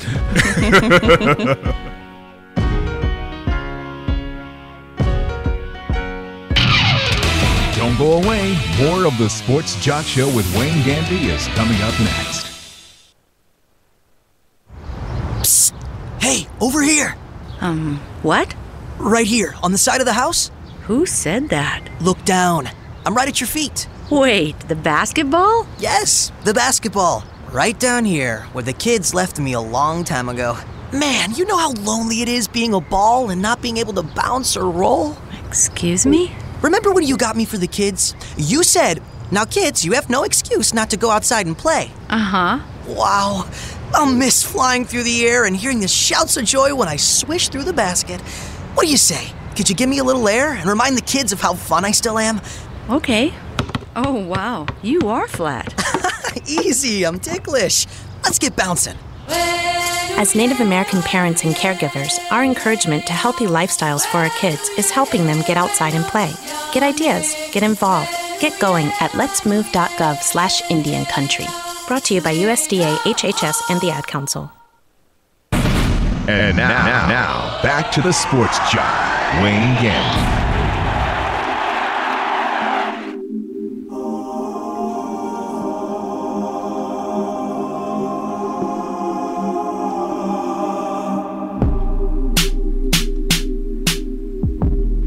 Welcome back to the Sports Jock Show. I'm the Sports Jock, Wayne Gandy. Wimbledon is over. Some familiar names taking home the grand prize. Serena Williams in 3 sets wins her 5th Wimbledon singles title. A great match. She dominated with her serve once again, which she did this whole tournament. She went up 6-1 and won the first set. She was up big 4-2 in the second, and kind of looked like she got emotional. And the closer it got to winning, she kind of fell off part there for a while, and then closing out in the third set to take on her 5th Wimbledon. It was great to see her. To me, this probably was her sweetest. She's battled injuries, blood clots. She had 2 surgeries on her foot for when she cut it with some glass. This is her 14th major title. She had that first round elimination. Was it at the U.S. Open that she just got? She had eliminated in the first round. So and she really showed a lot of character when I watched her, because I kept waiting for her serve to fail her, and you could just tell she was in a zone. I mean, some points were just 1, 2, 3, 4, your serve. It was just like that. She was acing consecutively. It wasn't just like one ace. It was like 3 or 4 in a row, and she really dominated. She beat Azarenka, who was number 2 in the semifinals, and then she went on to beat this Agnes Radwanski, who was number 3 in the world. Her great shining moment. The Williams sisters won the doubles. The doubles, right. A little later that day, to win their 5th title at Wimbledon in doubles with Venus, who also has been diagnosed with some kind of illness that makes her tired quicker. So some of you who've been watching Venus play over the last year or two, there's something where her energy level It's being affected. It's being affected by her play. But it was good to see Serena run up in the stands and she see was, Richard up she, there. She was the only 30-something to win Wimbledon since I think it's Navratilova. Martina Navratilova, which was back in the 70s, I believe. No, she did it in 1990. Okay, I mean, name like Martina Navratilova, it's sort of like Joe Barry Carroll. You know what I'm saying? Wow, that dude's still in sports. So, but yeah, that just goes to show you how elite of an athlete you have to be. Is that 30-somethings don't win at Wimbledon. I mean, so you So you mean to tell me if I go to Wimbledon and I play my all, I'm just not gonna win? So I shouldn't even go. Maybe not. Maybe not. I mean, what I'm saying, y'all are crazy. On the men's side, Roger Federer, he'll be 31 at the end of the year. He took home his 7th Wimbledon title. Tying Pete Sampras for most Wimbledons with 7, his 17th major. He said it was sweet for him as well because it's been his first time in 2 years that he's won a major title. And he says at this advanced age, it's getting harder and harder to keep up. The one thing I did love about this Wimbledon, and I don't know if some of you have seen Outside the Lines when they were talking about the grunting. Right. It was a quiet Wimbledon. There was a couple of grunts here and there that seemed very genuine and natural and not something from a practice that you've been using. But I watched the Outside the Line report, and the president of the Tennis Association said that on the female side, they were going to start trying to pass legislation for not the current players, because they feel like trying to ask them to do that at this point could throw their game off. But the juniors coming up, that they're going to have more of a noise rule. Noise discipline? Well, they don't. They can't do that. Well, it's more like a not a Hold on, let me practice. And it's very, very. Let's hear your tennis, Miss Desire. I haven't played tennis since I was in. I don't even know. Obviously, yes. Yeah, but I guess a lot of fans have complained about the noise. And see, there we go once again. Once you start cleaning it up, who's going to buy the tickets? Well, who's going to buy the tickets? Well, a lot of the players also have complained that they're okay with the grunting, but each time you hit the ball, the battle cries. Yeah. I mean, and some of them go from to like they hit the ball harder. And Martina said Monica Seles beat her one time, and she said she was so in tune to hearing the ball even hit the racket that when Monica would do that little scream, she couldn't hear the noise of the racket. Right. And she said she had been trained to kind of see what kind of ball you hit from hearing the noise off the racket, which I thought was like, wow, she was really into it. Training. So, but it was a great Wimbledon, a lot of good matches. Andy Murray even broke down in tears representing Britain. They haven't won a title in 76 years. Whatever. Dude's crying. Dudes can cry in sports. Okay, man. Did he lose? Yeah, ain't no crying when you lose, bro. Ain't no crying when you lose. At least you can cry when you win. At least he didn't cry to his mama like Kevin Durant. Hey, you can cry when you win. There's no crying when you lose. We'll be back talking a little NFL after this break. 888-926-7562.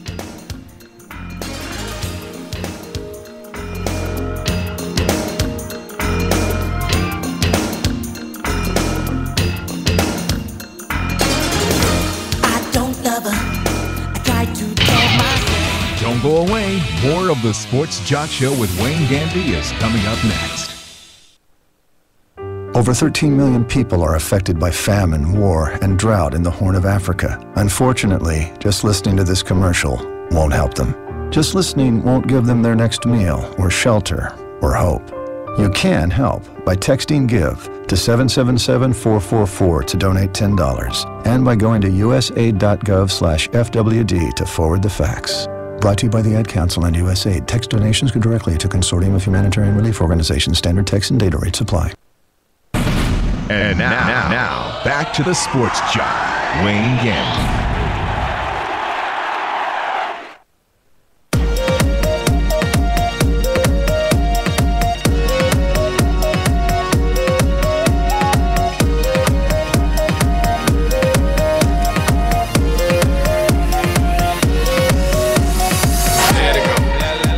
Welcome back to the Sports Jock Show. I'm the Sports Jock, Wayne Gandy.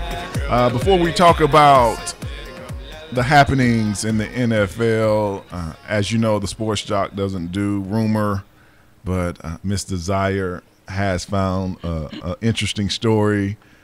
This is not associated with the Sports Jock Show in any way, and I would just like to. There'll be a $75,000 fine for any. I'm simply stating that on Weekly World News that Drake he has proposed to Serena Williams. So he is off limits, ladies and fellas. Look but don't touch. And now, I don't think that her reporting that Weekly World News reported that Serena and Drake are engaged could get us in trouble. Mm-hmm. Me saying that it's because she's pregnant is going to be what gets us fined. Okay, and they're going to have an alien baby. That's what's going to get us in trouble. That's what's going to get us off there. That's what gets that's what got my microphone cut off. That's, God, mine too. Yeah. Well, NFL report. Raiders former defensive end Anthony Smith, the guy that I actually played against when he back in the 90s, has been arrested once again on suspicion of a series of murders that they keep digging up people and saying that Anthony murder digging up people. Wayne hit him so hard he had to go and start killing people. And I was trying to think when I was reading the story, like, is this Anthony Smith? Why do I know Anthony Smith? And it kept coming back, like, is this Anthony Smith number 94? Like, I almost start seeing the guy on the field, and it's like they keep him and his brother. They kidnapped some people. And they found some Big Kenny. You were telling me, I'm totally lost with Anthony Smith right now. He's been giving you the eye or something. You know, they picked some people off the Interstate 5, and it was Anthony Smith fingerprints. Oh my God! What actually happened in this case? It says he's already under suspicion for a murder. He's awaiting a retrial for a murder 4 years ago. Mm-hmm. And he was charged this week with 3 additional murders, including the slayings of 2 brothers who prosecutors say were kidnapped and robbed by men posing as police officers. Now, most recent charges paint a portrait of a man that they say turned to crime. And, you know, I guess these are some drug-related or otherwise robbery-related murders.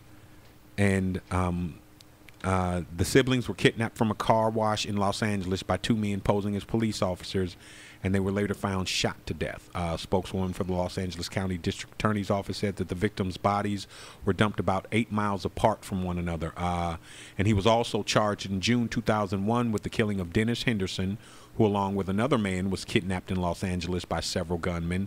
And the victims were put in separate cars, and while the other man was let go, Henderson's body was found in a rental car and had been beaten and stabbed. Now, this is Anthony Smith, and I played against Anthony Smith. You're telling me he was killing people? This is the Anthony Smith that was married to Vanity? Yeah, I think that is this the real? Is this that Anthony Smith? If that don't drive you to kill people, I don't know what will. You know what I'm saying? I used to have Vanity. Now she's gone. Well, because we used to, we used to give him kudos. Right. Did you married to Vanity? Did you ever like crack he a could joke? Play, and he could play football. He could ball. Did you ever crack a joke on him and think like, man, I used to tease that dude and he was a straight up killer? You know what I'm saying? I can't believe it does make you step back like, man, he might have been taking this stuff personal. Right. That's what goes to say when you never know what somebody is going through. So treat them how you want to be treated. Well, I mean, and anything. Well, I was on a football field. And you should have beat him to death. But I'm saying off field, you might have wanted to rethink that. And now, I think I may have just spoke some improper information when I said I believe they were drug robberies. It says that they were robberies, but they don't know what the motive was behind the robbery. So I don't know if they were just, robbing dudes for what they had on them, or if they had targeted these guys. But that's what keeping it real goes back. Having been around the streets, I know that generally groups of men don't kidnap other groups of people randomly. Correct. It's usually something that has been planned. Yeah, well, I know he was a good player. He was a first-round pick in like 1990.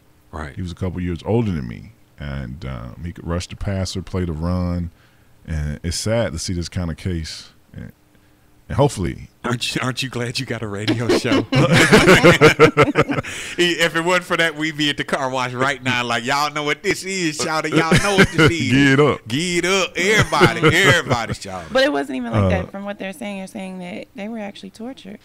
That these victims were tortured. So which is usually to take me to the money or the dope or something like that. Make you confess something. Right. Either that or this is just a really sick dude with a really sick never know. with really sick friend. Well, I'm not gonna come kill y'all or cut y'all up in little pieces or anything. You could still tie me up though. You might like that too much. I mean, you ain't got to cut me, but you could still put the ropes on my wrist. Some other news, head coach of the Saints, who's been suspended, Sean Payton, him and his wife are divorcing. I guess she didn't like when the money run out. I guess she ain't like the bounty cases either. When the money run out, she got to go too, Sean. I got to stay in shoes. I was also reading that the owner of the Eagles, him and his wife, are about to divorce, which is always interesting when the heavyweights get divorced to see who comes out on top. That's what put the Dodgers in the trouble they were in. That's how they ended up being sold, because the owner and his wife were getting a divorce. And they had to split that up. So that's how Magic Johnson stepped in, and him and his group were able to buy the Dodgers. So we'll see how the Eagles pan out with the owner going through a divorce. She'll get the team in the next year. They'll be wearing pink all year long. The Philly fans won't like that at all. No. They love to kill their athletes up there. So I'm quite sure she changed them colors. The streets will be red. But we have some other NFL news that we're going to discuss. Mr. Zire, you look like you were about to say something. No, I was just going to say something about mistresses. That's all. It's all right. It's not important. Hold on, girl. Don't you say too much on this show. Did anybody say anything about a mistress? No, we said divorce. That's all we said. We'll be back with more of the Sports Jock Show. Go to commercial. Hurry. When I get through throwing it on you, you got to come back for more. Them things that come by the dozen, that ain't nothing but drugs, no love. Hey, little thing, let me light your candle, cause the mama, I'm sure all the hand and I just around. Don't go away. More of the Sports Jock Show with Wayne Gandy is coming up next. Don't go away. More of the Sports Jock Show with Wayne Gandy is coming up next. Honey, I'm home. I've got a surprise for you. Get that filthy, disgusting tire out of my living room. You're on my favorite rug. Calm down. You're gonna love this. What? Whoa. The goldfish bowl. I won't run over them. Relax. You roll that tire right back out of here. Relax. It's all part of my master plan to save us money. This is not going to be our coffee table. Don't even think about putting a piece of glass on top. No, honey. This is a reminder to keep our tires properly inflated so we can save money on gas. Can't we just tie a string around our fingers? Sweetie, properly inflated tires could save us more money at the pump than a week's worth of gas. You're getting tire tracks on my love seat. Exactly. To remind us that we love saving gas with properly inflated tires. What's wrong with the sticky note on the dashboard? Discover smarter ways to save hundreds of dollars on gas and help the environment, too, at the Alliance to Save Energy's website, drivesmarterchallenge.org. Hey, let's put the sticky note on the tire. Hi, we're talking to real smokers about quitting. Tell me when you smoke and why you smoke. Eat, cigarette, kids, cigarette, dinner, another cigarette. One on my way to lunch, one after lunch. And another cigarette, and another cigarette. Have you tried to quit? Yes. I become angry. It ain't that easy. You can't just quit cold turkey. I tried. What would you do different? Actually having a plan and thinking it through. You have to relearn how to live your life without a cigarette in your hand. With the right plan, you can quit smoking. Free at becomeanx.org. X, a new way to think about quitting. Brought to you by X and the Ad Council. I'm Ed Smart, father of a child who was abducted. I'm John Walsh. Like Ed, I also know the terror of having a child who was kidnapped. But now we have wonderful technology to aid in this battle. It's called the Amber Alert. It's an early notification system to the public when every second counts. Amber Alert is a partnership. We want to thank you, the public, broadcasters, transportation, and law enforcement. Amber Alert really works. And now, back to the sports jock, Wayne Gandy.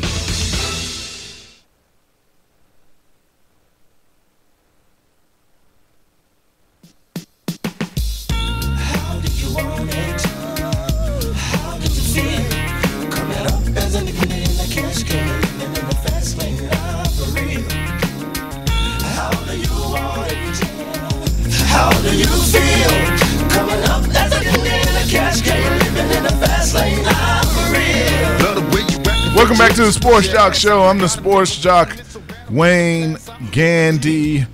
A lie gets halfway around the world before the truth has a chance to get its pants on. A lie gets halfway around the world before the truth has a chance to get its pants on. That is a quote from Adrian Peterson. He tweeted that after his incident this past week in Houston. He was in a Houston nightclub on Saturday in which it took 3 undercover off-duty police officers to subdue him. He's claiming that the story that the officer is telling about him pushing him and resisting arrest are false, and he just wanted his fans to know that. He wanted you to wait. The truth will surface, as he said in his tweet. Big Kenny, Mr. Zaire, in this case, something tells me I'm going to stand with Adrian on this. Being an athlete, especially of his stature, he's the running back of the Vikings, all world, all everything, out of Oklahoma. He hurt his knee last year with about 4 or 5 games left. Adrian, he sets the standard in this time of what running backs are on the field. Something tells me, Big Kenny, that this is one of those police officer working for the club for some overtime incidents. It's late in the morning. I come over, I tell you something. Either you didn't hear me or you don't care. I leave, I come back, as this story says.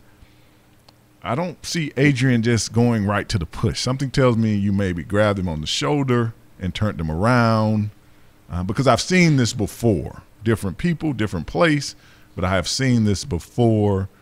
He turns around, Adrian pushes, possibly. And in any instance, I don't know if you're there as a bouncer. I don't know you're undercover police. They said he identified himself, and they said Adrian Peterson. It's alleged that he said, "I heard you the first time when you said that you were a cop." Now, I don't know what kind of disciplinary I heard action. you the first time that you said leave. Leave, right. Maybe not the first. They say Adrian is saying he never identified himself as a police officer. Now, I'm sure there's going to be some involvement by the Minnesota Vikings. Some sort of investigation to see if any disciplinary action is needed. Minnesota Vikings, let me say to you, Adrian Peterson has a hurt knee, and it still took 3 cops to bring him down. You are in need of this man this season. Trust me, you don't have any room to be trying to bench this dude for roughing up a few cops at a sports bar. Let him play. And we all have been out, and I always tell people when I've done any kind of function, or I tell them, have the officers wear their uniform, because I don't care what you say, the rent-a-cop in a polo shirt with a gun, I think you just hired him from some rental-cop place. And he's got security on his shirt. When you see that it's an actual officer, you get more respect. And you already know, well, he going to take me to the back of the car. He ain't going to call nobody. You know, he has that kind of power. It sets a tone. And then officers, on top of having a greater level of respect from the public that they're policing, also are confined to a certain level of conduct as professional officers. I was in Minneapolis, Minnesota this past weekend for the 78th Grand Conclave of Omega Psi Phi Fraternity Incorporated. And, you know, I performed a show there with my good friend Joe Torre. We did the Cues of Comedy, and afterwards we had a after party, and we're going into the VIP section, and there's a security dude standing there. And I have some people with me, and one of the young ladies that is with the party that I'm with, I guess he didn't think looked like she should have been with us. And he gave her like this really angry, sort of aggressive, you know, you can't go. And if he were a policeman, he would have had to conduct himself a lot better. But because he was a security dude, he let his personal feelings get involved. Correct. And I had to get him fired. Well, I don't think he got fired, but he got pulled off of VIP detail. So, you know, some of these guys, even though they have the authority as a law-abiding or as a law officer, they take it too far. Correct. When you're in your uniform, you have to conduct And I yourself just know differently. that Adrian Peterson, young guy, 27, 28 years old, he showed a lot of poise on the field. This is actually his first incident that I've heard of really off the field. His dad, I know, was in trouble when he was in college. His dad was incarcerated most of his college career, but he has exemplified what the NFL really shows. I doubt, like I'm saying, if he had turned around to a actual police uniform, right, you just act different. Right. Is that not true? When you turn around, I know I do. I do. Yeah, it's like, oh, okay. It depends on the situation, though. But usually, you got to understand. Usually, when I see police uniforms, there are also blue lights and drawn weapons accompanying. Mine are not always that specific. There's usually you heard the right. and they're always definitely identifying themselves. DEA, don't move. You know what I'm saying? It's always, they're very clear as to why what they're there. Yo, I've never been confused. I gotta say this, y'all. TMZ has Adrian Peterson's mugshot. It's called the Smiley mugshot on TMZ. He is like, yeah, I did that. Because he's smiling, thinking like, it took 3 of them to bring me down. I'm back, baby. I'm going for 1,200 yards this season. Adrian Peterson, Minnesota Vikings. When we come back, I have to tell you about a new rapper in town. We'll be back with more of the Sports Jock Show after this. Sports.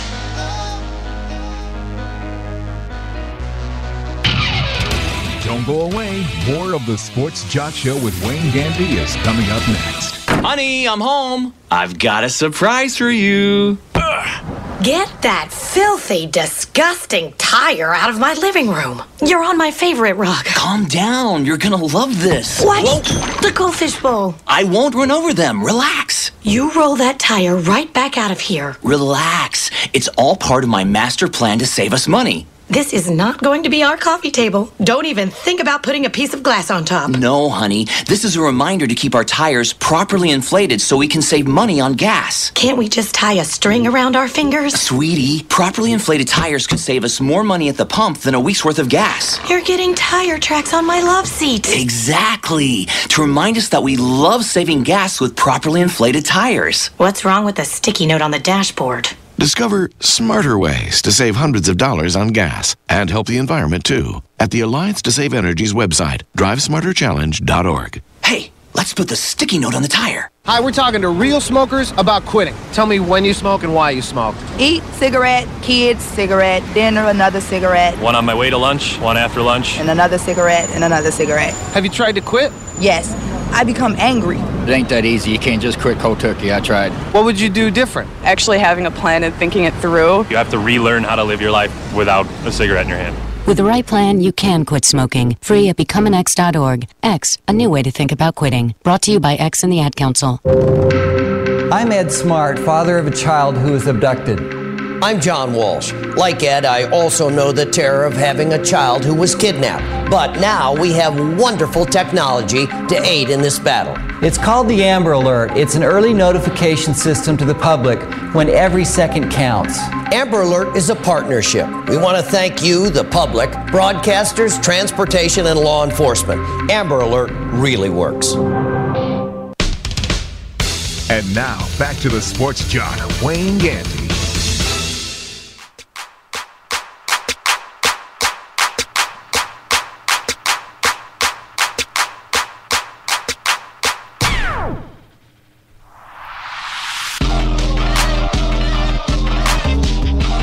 Welcome back to the Sports Jock Show. I'm the Sports Jock, Wayne Gandy. If you like hip-hop music, there's an NFL star that has made a new track for you. Call it Run It Back. Stevie Johnson of the Buffalo Bills, the famed wide receiver that I'm quite sure at some point last season I threw in the ocean for something. I mean, he keeps some antics going. Please, God. Stevie Johnson has a new rap song out and has a video for it if some of you want to pull it up. Oh, my. He's on with The Game. And it actually, Big Kenny, Miss Desire, is an okay track. I mean, I wanted not to like it, but it had a nice beat. Stevie seemed like he's 24 years old, so I'm quite sure he's current. He's current. He seems to have the flair for the music, Big Kenny.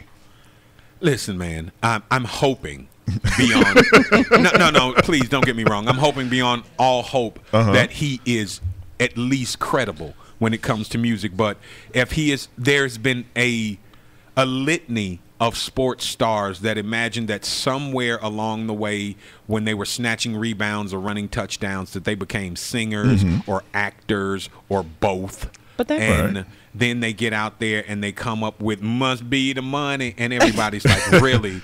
Dude, come on. I mean, it's all right. It's a novelty, but you're not about to break into the top 100. But it's not just athletes. It's movie stars. It's people in the adult world. Stay in your lane. But, stay in your lane. Well, some people, you can't have two talents. I have several. Stevie, that's what I'm saying. When I listened to it, I listened to it about 3 times. What's his Stevie what? Stevie Johnson. Stevie Johnson. Let me Google this. And it's called Stevie Johnson and Game Run It Back music video. Yeah, it's actually pretty good. Maybe the bad producer can find the track. We can play a little bit of it. And I'm wondering, why don't we have that already pulled up? And playing. I know why we don't, because the bad producers on it, right? That's why. There's no need to ask why. You know what I think is fantastic? It's Miss Desire's first day officially here, and she already knows that our producer is bad. She already knows who not to ask for something. Well, for you that don't know, as I said, Stevie Johnson is the top receiver for the Buffalo Bills. Like he's 24 years old. He's actually married, has a child. Pretty good receiver. Definitely has a bright future if he can stop with the pulling his jersey up and showing his T-shirts every time he scores a touchdown. But Stevie has made a rap video and a rap song with The Game, which is a very credible rapper to even get to do a song with you. It's not like he did a song with someone that hasn't had a great reputation. Yeah, but his CD sales have been declining. So if you can get that NFL infusion of cash, but we got to. So let's see. You have a little piece of that bad producer. She opened up her shirt like. Can we hear it? We can't hear it. You want to share it with us? We made a movie, no cam crew, lights, camera, me and you. Yeah, you won last night, but can you keep going? Can you do it all night? Let's go, go, go, go, go, go, go, go, go, go. I'm saying let's go, go, go, go, go, go, go, go, go, go, go. I'm saying let's go. Run it back like a rematch. I'm saying round 2. I need that. Turn around. Throw it, you won last night, but can you keep going? Let's go. Handle the pressure, baby, like Fizz do. Let me take you to the 7th round, that's the back room. Bad news, I'm motivated, I'm focused on pulling off one of the best assassinations in this presidential, sweet life. Esperanza, then let me show you the beach life. This is what it be like when you on your Stevie Johnson. So she be on her Stevie Johnson. People watching, but we don't knock it. That's Stevie Johnson, wide receiver of the Buffalo Bills. His new track with The Game.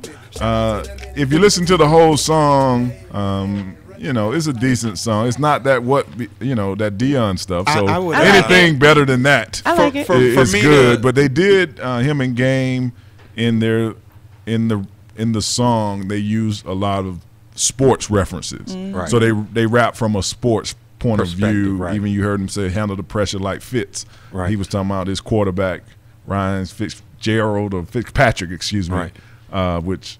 He don't really handle the pressure well. But I was going to say, there's no credibility in his rhymes. But at least they used all mostly football references, players and things like that, even when Game does his verse. So I just thought it was good to see that Stevie might have another talent. And for me to fully get the full effect of the song, I'm going to have to see dollar bills wafting from the air while women in the background shaking that are buck naked dance to it. I mean, that's how I judge all of my music. Is that how you do it? But you know what? If it goes good with naked women, then I like the song. Right. Yeah. So. Well, that's why I said it's. I was bouncing. I don't know if him. I don't know if him and Game are friends or what. I did see that. That is a very notable person to be able to get your first song with. Now, I would also like to say, Stevie, I'm giving you props on your new release, but go ahead and fumble 2 times this season, and everybody gonna swear it's because you've been concentrating on the wrong thing. You know what I'm saying? Yeah, that is true. You need to get your arm strength together, brother. This is preseason football. Don't be dropping your brand new CD. You need to get in the gym and get out there and study your playbook. Let's stay focused. Right. And real quickly, defensive end for the Cleveland Browns, he was Keontae Tripp. He was arrested here in Atlanta, actually, for breaking. Him and his friends were caught in the act of robbing an apartment. I really don't know what's going on in the NFL world. You were actually on a wait a minute. You play in the NFL and you actually know somebody that live in an apartment. You know what is with that? None of your friends have homes. It's the okay police to live caught in him it, but going out the back door. Yeah, and caught him because he can't afford his own laptops and big screen TVs, right? You know, sometimes you take that keeping it real with your homeboys too far. Hey, listen. When you go to robbing apartments and things like that. That's when keeping it real goes bad. Any friend of mine that's trying to encourage me to risk all I've worked as hard as I've worked for is no friend of mine. Not at all. If you're trying to tell me I'm not real because I'm not willing to rob with you, then I don't need you as a friend. Be the lookout. And you're a defensive end, so here I'll loan you some money. Trying to get in and out of windows, it's gonna be a little tough. He's stuck. Everybody else get away, but you stuck in the window. Got to explain this to the police. So we're going to go to break. We come back. We'll be back with more Sports Jock Show. Going to talk a little NBA in the next hour. Joe Johnson traded from the Hawks to the Brooklyn Nets. We'll be back. Never see the day. After this. I hit the hole like Arian. Smooth in the first, by the fourth, I'm tearing it down. Call me Stevie Barbarian. More of the Sports Jock Show with Wayne Gandy coming up next. I'm Ed Smart, father of a child who was abducted. I'm John Walsh. Like Ed, I also know the terror of having a child who was kidnapped. But now we have wonderful technology to aid in this battle. It's called the Amber Alert. It's an early notification system to the public when every second counts. Amber Alert is a partnership. We want to thank you, the public, broadcasters, transportation, and law enforcement. Amber Alert really works. This moment of uncontrollable laughter was made possible by a 32-year-old man with little to no coordination attempting to execute a simple cartwheel. His name is Sergeant Warner, but young James, our laughing friend here, simply calls him Dad.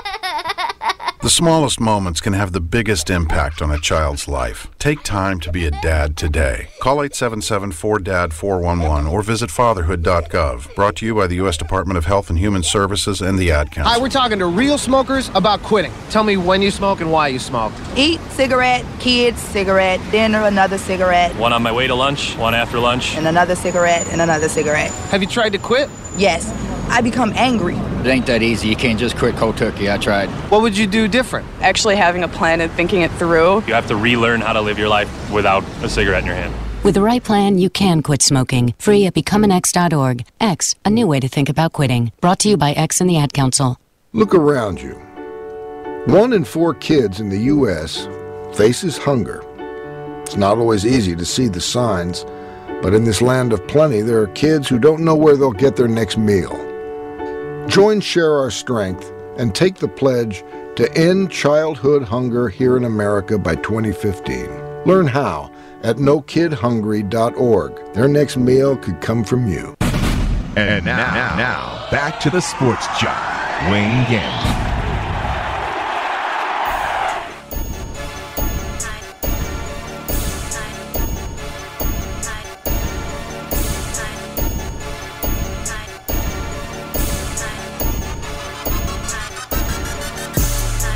Welcome back to the Sports Jock Show. I'm the Sports Jock, Wayne Gandy, and keeping in theme with this past 4th of July, Nathan's famous hot dog eating competition happened on the 4th. I instantly got hungry.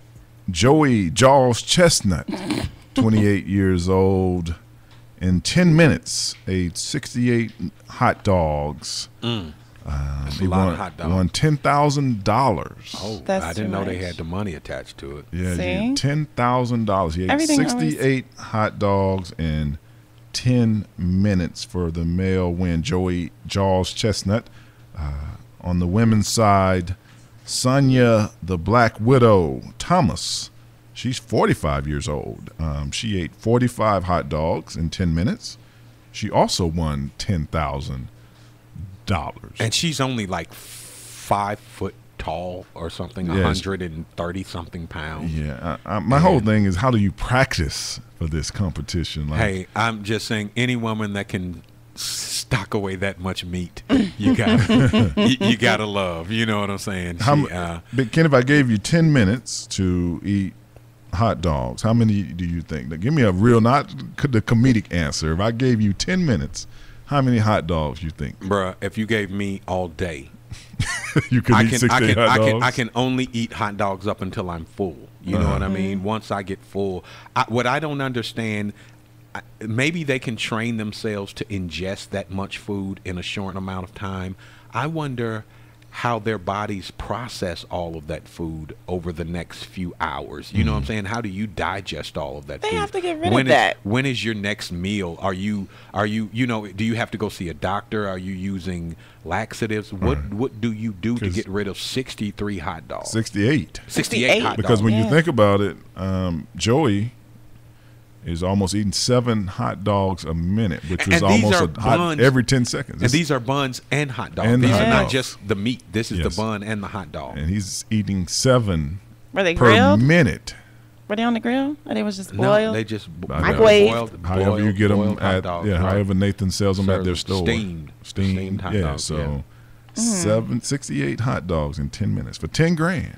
10 grand. I mean, now for 10 minutes worth of work, 10 grand is not a That's- bad take. That's about a grand. I ain't good at math, but that's about $1,000 a minute. Right. But still, the amount of pressure that it puts on your body, I can imagine, would be enormous. We're 2 hours in the show, and the good producer comes and moves. Adjust something. Yeah. on the TV. I tell you, boy. I think we need to have one of those things like they have in banks, is when the show starts, everybody has to stay on their individual sides of the glass. You know what I'm saying? It's like a bank being open. When you come in, you can't come on this side of the glass just randomly. Just randomly come over here and I don't move come to your stuff. job and move stuff. You You know, know? I don't come over there and move nothing. He's the same dude behind the counter at McDonald's stacking cups. You know what I'm saying? They would look neater over here. And speaking of eating, this past week, 36-year-old Valerie Topete was arrested for putting beer in her 2-year-old son's sippy cup. The person, she was at a pizza restaurant, and the table next to her saw her put the beer in the sippy cup, and when they went to arrest her, she said, well, her son kept reaching for the pitcher. So that's why she poured him a cup of it. They did take the boy to the hospital for precautionary measures and released him with father, Big Kenny. Have you ever, I know we've all used NyQuil or something to get them to sleep, but I don't know about a cold Coke 45. Well, I've never tried to induce sleep of any child by giving them beer, but I will say when I was growing up, you just roofie them. Really, I do the old-fashioned thing and just beat my children to sleep. I'm old-fashioned that way. It's gonna hurt me more than it's gonna hurt you. And they just shut up, and then they go to sleep. But I will say, I think that she was neglectful for doing what she did in public as a child growing up. In my family, like at barbecues and picnics and things like that, the children in my family shared beers up until you were double digits in age, and then you got your own. Right. And now the minimum was one, but that right. It's beer. What is it gonna do? That and attendance in school was no big deal with my folks. You know what I'm saying? They smart. Why they got to go to school every day? I'm gonna tell you, one of my in-laws has a picture of my oldest daughter who just turned 9 on Friday. Happy birthday, Asia.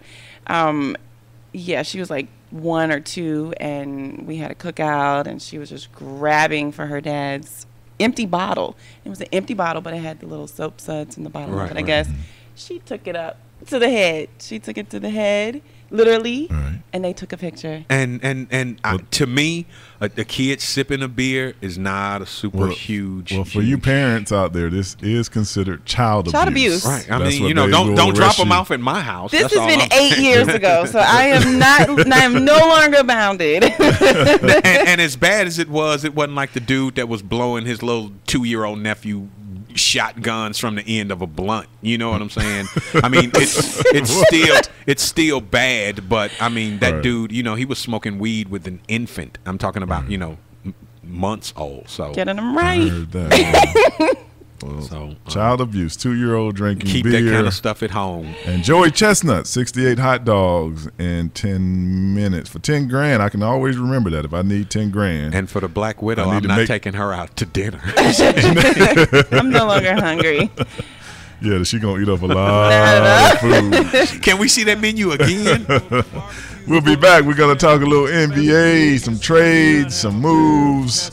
The Olympic team will be back with my man Sekou Smith after this. Is cheap and disposable. In 14 years, they are decomposable, and unlike my home, they are not foreclosable. Freddie Mac can kiss my ass. Woo! Red Solo Cup.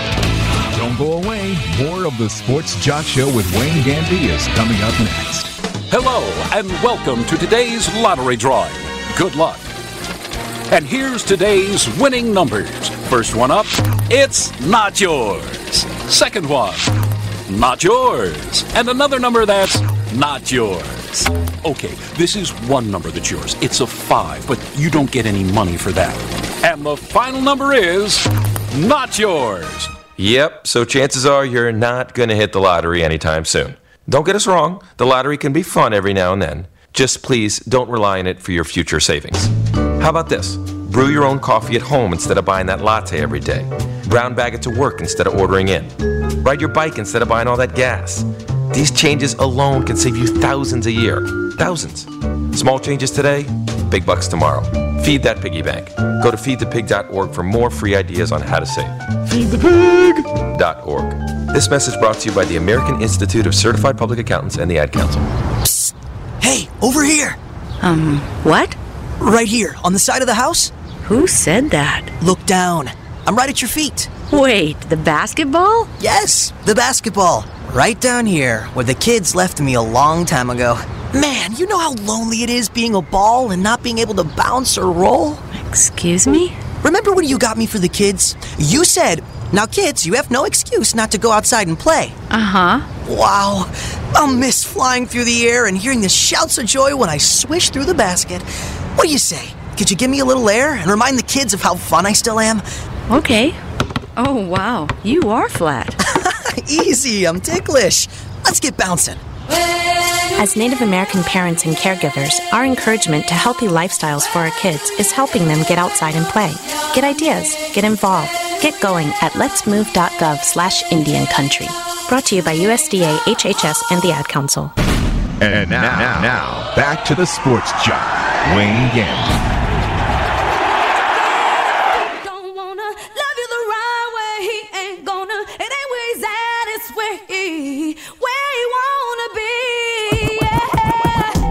Hi, I'm Charles Barkley. When I need sports and entertainment, I listen to the Sports Jock with Wayne Gandy.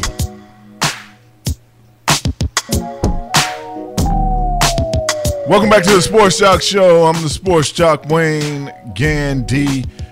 NBA hot and heavy with its moves, trades, people going to other cities to play. None of this is official until the 11th. So Wednesday, all these transactions can be inked. Here in Atlanta, one of the big moves that you probably heard about was Joe Johnson, the shooting guard, the best player we've had here over the last 5 to 6 years, was traded to the Brooklyn Nets for basically a whole starting five that very few people ever heard of. But that's what it went down on the trade. It was wholesale. Remember the last show that we did, we were talking about the moves in the NBA, and I said there's no way we get rid of Joe Johnson because nobody's going to pony up the money to buy his contract. And you said, well, it could be done, but they'd have to get rid of a lot of people. Right. And they had wholesale, buy one, trade. get one free. We'll throw in an extra and some draft picks. And some draft picks, all for the low cost of $96 million. $96 million. And we want to discuss the moves in the NBA of the past week with our main man, NBA TV, NBA.com, all the way from Las Vegas, Nevada, living big Willie style out there in Vegas. Sekou Smith. Sekou, are you there? Hey guys, I don't know about that living big Willie style, but I'm out here in Vegas. 8 o'clock in the morning and all. Yeah. You know you got the suite right next to LeBron, man. Stop playing. The big ballers always say that they're not doing it like that. I don't know about it. I'm just on a G5, you know what I mean. I got the suite right next to where LeBron's Bentley might be parked.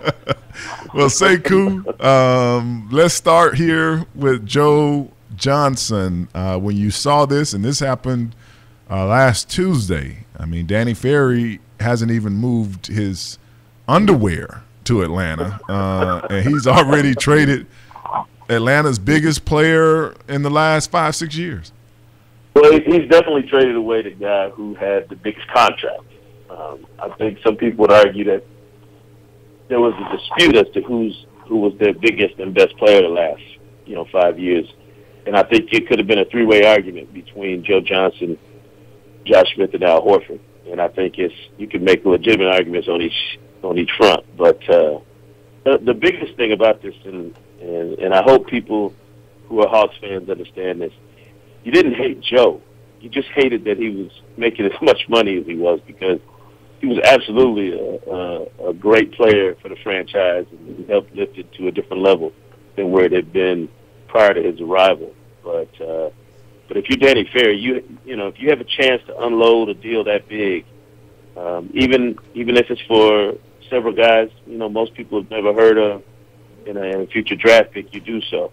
There is one small silver lining in that trade, though, that I think people are overlooking, and that's the addition of Anthony Morrow, who is a former Georgia Tech star and a knockdown shooter, a guy who's going to give the Hawks a whole new dimension along with the first-round draft pick, John Jenkins, in terms of, you're going to have two guys, both 6'3" and taller, who can absolutely light it up from outside. Mm-hmm. And that changes the way you play as a team, and it changes the way other teams defend you.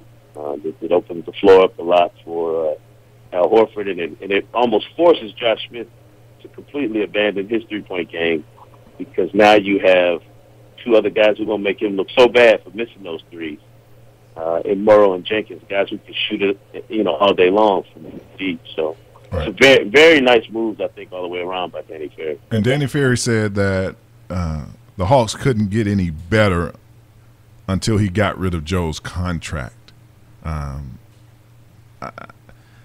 think that I give that a lot of, I give him a lot of credit for that because one of the things, no matter where I went, everybody wanted to know why we signed Joe for that much money. I mean, it was like I signed him, and it's like, no, I just go to the games. I don't have no direct. And did it take a GM to say that we not gonna get any better till we can get rid of Joe Johnson's contract? You could have asked somebody selling popcorn at Phillips Arena what we needed to do, and they would have said, get rid of Joe Johnson's contract. Right. It's not a no-brainer. But saying it and doing it are two very different things. True, and, that is true. He had the courage to do it. Give Danny Ferry his credit. He walked through the door and didn't hesitate. I wrote about it at the time, man. He walked through the door and cleaned up the two biggest mistakes that have been made in the past, 8 years by the franchise. And the second traded Marvin Williams, and it's no offense to either player. Marvin didn't draft himself. You know what I'm saying? He didn't walk up there and shake David Stern's hand without somebody drafting. Right. So I'm not mad at Marvin. I'm certainly not mad at Joe Johnson for accepting a $126 million contract off from anyone. Any player in his right mind knows to sign his name on that contract. So, but Ferry had to come in and do these things, man. And it's what he did in 8 days undid, 8 years worth of bad decisions. I mean, it's too bad for him. He couldn't go back and undraft Sheldon Williams and take Rudy Gay instead, and some of the other gaffes that they made, and not give Speedy Claxton $20 million. I mean, you can only fix so many mistakes, I guess, in your first week and a half on the job. But you have to find a way to clear up that cap space if you were going to have a chance to be a good team, for the next 5 years. Forget the past 5. What about the next 5? Danny Ferry is operating like a guy who's looking out for the next 5+ years of the Hawks' future, as opposed to looking out for right now. And that's a good thing to have in a GM. And the biggest key is that most of the guys that coming over in the trade, their contracts are up at the end of the 2013 season. So that will free up cap space for a chance at someone like a Dwight Howard or even maybe a Chris Paul, who wouldn't sign his extension with the Clippers that they offered him maybe about a week ago in the excess of about $60 million over 3 years. There's been a lot of age passed around this league in the last 7 days as well. Steve Nash going out to the Lakers, Jason Kidd going to the Knicks, Ray Allen joining the Heat. All these gentlemen are 37+ years. Jason Kidd is even 39. Which team got the better of the ageless wonders? I think the saying goes, the older the berry, the sweeter the juice, or something like that. Something like that. I think you're putting together old sayings right now. You got hybrid old sayings now, but we get where you're going. We appreciate that. Yeah, man, it's good to be an elder statesman right about now in the league. And I think Kevin Garnett kicked it off. When KG got that 3 years and $36 million on his extension, that was the sign that, hey, it's about to be on it. And I think, honestly, the Lakers really got the best end of the bargain. Mm-hmm. Because to me and Steve Nash, everybody's talking about, well, he's older and he's not going to be able to run around and do the things he's done in the past. Well, you forget Nash doesn't have 38-year-old guys tread on his tire. His first few years in the league, he wasn't playing big minutes. He wasn't playing Jason Kidd minutes the minute he walked through the door. He was a reserve early in his career. He didn't really break out and become a starting point guard in the league, for a few seasons. The other thing he does that I think allows him to play at a higher level longer than the average point guard is that he's a knockdown shooter. He's a guy who can shoot 50% from the floor, which is remarkable for a point guard. And he does it not just shooting threes. I mean, Nash shoots great from mid-range. He's got a baseline jumper. He's got floaters. He can drive to the basket, shoot layups over taller players. He's going to give the Lakers a completely new dimension as an offensive player with not only the 10.7 assists he averaged last year, but the ability to shoot and find guys, and then the ability to take pressure off Kobe Bryant late in games where you can't focus your entire defense on Kobe and him taking that last shot. You have to worry about, Nash either making a shot or finding Pau Gasol, Andrew Bynum, or whoever the big man might be, depending on what happens in trade stuff. That's a different look. Ray Allen, as good as he is, he's going to be a composite of what they thought Mike Miller, and James Jones were going to be for the Heat this past year, if he stays healthy. So I don't think Ray Allen going to the Heat is as big a boost to them as it is a blow to Boston. Because his role in Boston was more than just him as a shooter. He was a part of that culture and a part of that big three and that whole vibe that they cultivated when they made that deal. So, to me, there's no question, that Nash is the guy with the most to gain in his new situation, and his team has the most to gain by his presence. How do you think that Kobe's going to blend with Steve Nash? I don't think Kobe will have a problem, man. And being out here, seeing these guys at Team USA training camp and the way they interact with each other, there's something about star players, man. When they get around the guys who are on their level or in that same realm, they tend to sacrifice a little bit more than they would for the Drew Goodens of the world. Now, I hate to knock Drew Gooden, but I remember but you did anyway. Yeah, well, I don't want to knock Drew Gooden, but I will. I remember early in LeBron's career when he went to Cleveland, he was playing with, those Mickey Davis and these kinds of guys, man. And it was like he was hesitant to really assert himself because he had veteran players around him who really thought they were the dude, guys who were really role players and B-list cats in the league who operated like they were A-list stars. And I think that's hard for a superstar player to defer to somebody when he knows a guy's not on his level. It's different when Kobe looks over and sees Steve Nash than when he looks over and sees Ramon Sessions or Steve Blake, or some of this other assortment of guys he's played with in the past. So I don't think it'll be a problem for Kobe. All right, say cool. Well, thank you for calling in, man. Go back to sleep. It's about 9:20 out there, and we'll catch you next week. Maybe talk about the Olympic team. Sekou Smith, NBA TV, NBA.com. We'll be back after this.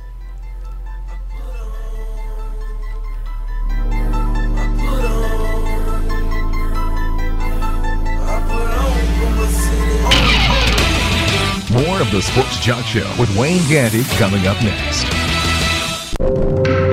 I'm Ed Smart, father of a child who was abducted. I'm John Walsh. Like Ed, I also know the terror of having a child who was kidnapped. But now we have wonderful technology to aid in this battle. It's called the Amber Alert. It's an early notification system to the public when every second counts. Amber Alert is a partnership. We want to thank you, the public, broadcasters, transportation, and law enforcement. Amber Alert really works. This moment of uncontrollable laughter was made possible by a 32-year-old man with little to no coordination, attempting to execute a simple cartwheel. His name is Sergeant Warner, but young James, our laughing friend here, simply calls him Dad. The smallest moments can have the biggest impact on a child's life. Take time to be a dad today. Call 877-4DAD-411 or visit fatherhood.gov. Brought to you by the U.S. Department of Health and Human Services and the Ad Council. Hi, we're talking to real smokers about quitting. Tell me when you smoke and why you smoke. Eat, cigarette, kids, cigarette, dinner, another cigarette. One on my way to lunch, one after lunch. And another cigarette, and another cigarette. Have you tried to quit? Yes. I become angry. It ain't that easy. You can't just quit cold turkey. I tried. What would you do different? Actually having a plan and thinking it through. You have to relearn how to live your life without a cigarette in your hand. With the right plan, you can quit smoking. Free at becomeanx.org. X, a new way to think about quitting. Brought to you by X and the Ad Council.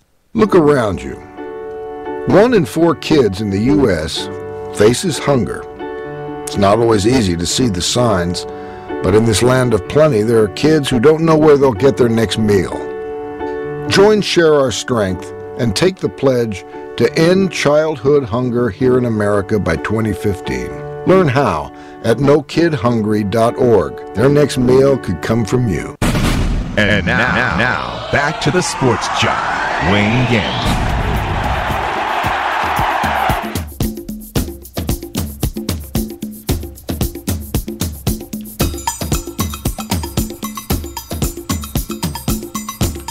Welcome back to the Sports Jock Show. I'm the Sports Jock, Wayne Gandy. We like to thank NBA.com SportsJock.com, NBA TV, Sekou Smith for calling in all the way from Las Vegas. He's out there covering the Olympic team, basketball Olympic team, which is set now. Their training camp for the next week or two is out in Vegas. The team is comprised. Because they can really focus in Vegas. The team is comprised of LeBron James, Kobe Bryant, Chris Paul, Carmelo Anthony, Tyson Chandler, Kevin Love, Blake Griffin, Darren Williams, Kevin Durant, James Harden, Russell Westbrook, and Andre Iguodala of the Sixers. That's your 12-man Olympic team. Injured players are as obvious as Dwight Howard, D. Wade, D. Rose, and Chris Bosh, all who are going to have some type of surgery between now and the season starting again. Jason Terry did sign with the Celtics, leaving the Mavs, and Jamal Crawford, who used to play here in Atlanta, Sixth Man of the Year, has signed with the Clippers, giving them a nice little off-the-bench player as well. The Clippers also signed Chauncey Billups back, and Darren Williams signed with back with the Brooklyn Nets. He said once he saw that Joe signed, it gave him a reason to go back. Here in Atlanta, I just wanted to hear what some of the fans had to say about Joe Johnson. You finally got your wish, so let's see what you had to say about the Joe Johnson trade. Taking it to the streets for the Sports Jock Show with Wayne Gandy, Conway Twitty. I got Franco Castro. Franco, what do you think about the trade of Joe Johnson from the Hawks to the Nets? I think it's a terrific trade. We couldn't get rid of him quick enough. That seems to have been the sentiment for the past 2 years. Fans really, I mean, he was here a long time before that contract, but when he signed that big money, and I think especially when players like Chris Bosh, LeBron James, and those guys make less than Joe on the NBA contract side, not endorsements, but as far as their contracts go, I think that's what really threw gas on the fire. And, you know, Danny Ferry willing to come in and pull the trigger on the Joe Johnson trade the day he walks through the door. He could have a dismal season, and they're going to give him a pass for the next couple of seasons just because he was willing to do that. The possibility that we may get better, just the hope and the optimism that things could get better now. We have the resources that we can pull from to make things better will make them want to keep him around for and I must say, and before we go on, I must say this, Joe is a friend of mine, and in no right should any fan in Atlanta ever try to put our lack of success in the playoffs squarely on Joe. There is a whole bunch of other moves. We have had inadequate point guard play since Joe's been here. We've tried all kind of different combinations. We still have never got our hands on a center of any kind. We have mostly power forwards playing center. And some of the first-round picks, as Sekou alluded to, the Sheldon Smiths, the Marvin Williams, who were top. Marvin was the second pick of the draft in 2005. Never panned out to be, at least in this system, what they possibly could have been. So let's hear what someone else had to say. Taking to the streets, Sports Jock Show with Wayne Gandy, Conway Twitty. I have with me Jake Wagner. Hey, Jake, Joe Johnson was just traded from the Hawks to the Brooklyn Nets. How do you think that's going to work out, or how is it going to work out for Atlanta? I think it's a great deal that we got off there. We're getting rid of about $90 million in salary right there. And the way I look at it, the Hawks were a good team, but not a great team, and we really weren't producing in the playoffs. So I think that this will give us a chance to get that big target player that we've been looking for. The target player, right now, I guess the two biggest targets would be Dwight Howard or Chris Paul. Chris Paul, who through his career has said that he would like to play in Atlanta because his family is from Carolina, one of the Carolinas. But the trade only becomes good, Big Kenny, if we do land another star player. Because Dwight Howard has made it clear he does not want to come here. He does not want to come here. He does not want to come here. And I personally, if you don't want to come here, I personally don't want you here. Right. Because then I'm going to get that same attitude. That same dude that's in Orlando. In Orlando. I don't want him here. So And one thing that we did do now, you did make the Nets with Darren Williams and Joe Johnson in the backcourt. A pretty good backcourt. You just need to add, somebody, Joe, Darren penetrating and Joe shooting threes is a outstanding combination that teams are going to have to deal with. Let's hear one more of what someone else had to say. Taking it to the streets for the Sports Jock Show with Wayne Gandy, Conway Twitty. I have Tyler Gruca. Tyler, how you doing? Fantastic today. Tyler, what do you think about the trade of Joe Johnson from the Atlanta Hawks to the Brooklyn Nets? I think they will be a better team because of the trade. I don't really like the Hawks. I'm a Knicks fan. Well, I guess you wouldn't even care that Joe Johnson got traded if you're a Knicks fan. And I probably would have just canceled your interview, Mr. Tyler. Once you told me you was a Knicks fan, I would have thought. I would have thought, well, you won't air. But hey, that's not me. Well, I'm staying in my lane. That's the difference between a A on a test and a C. Right. You put some answer that has no business on here. Right. What did the Knicks have to do with the essay?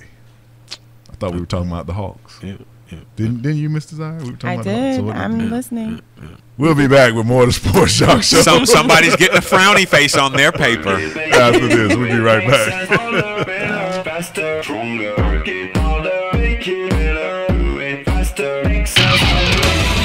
More of the Sports Jock Show with Wayne Gandy coming up next. I'm Ed Smart, father of a child who was abducted. I'm John Walsh. Like Ed, I also know the terror of having a child who was kidnapped. But now we have wonderful technology to aid in this battle. It's called the Amber Alert. It's an early notification system to the public when every second counts. Amber Alert is a partnership. We want to thank you, the public, broadcasters, transportation, and law enforcement. Amber Alert really works.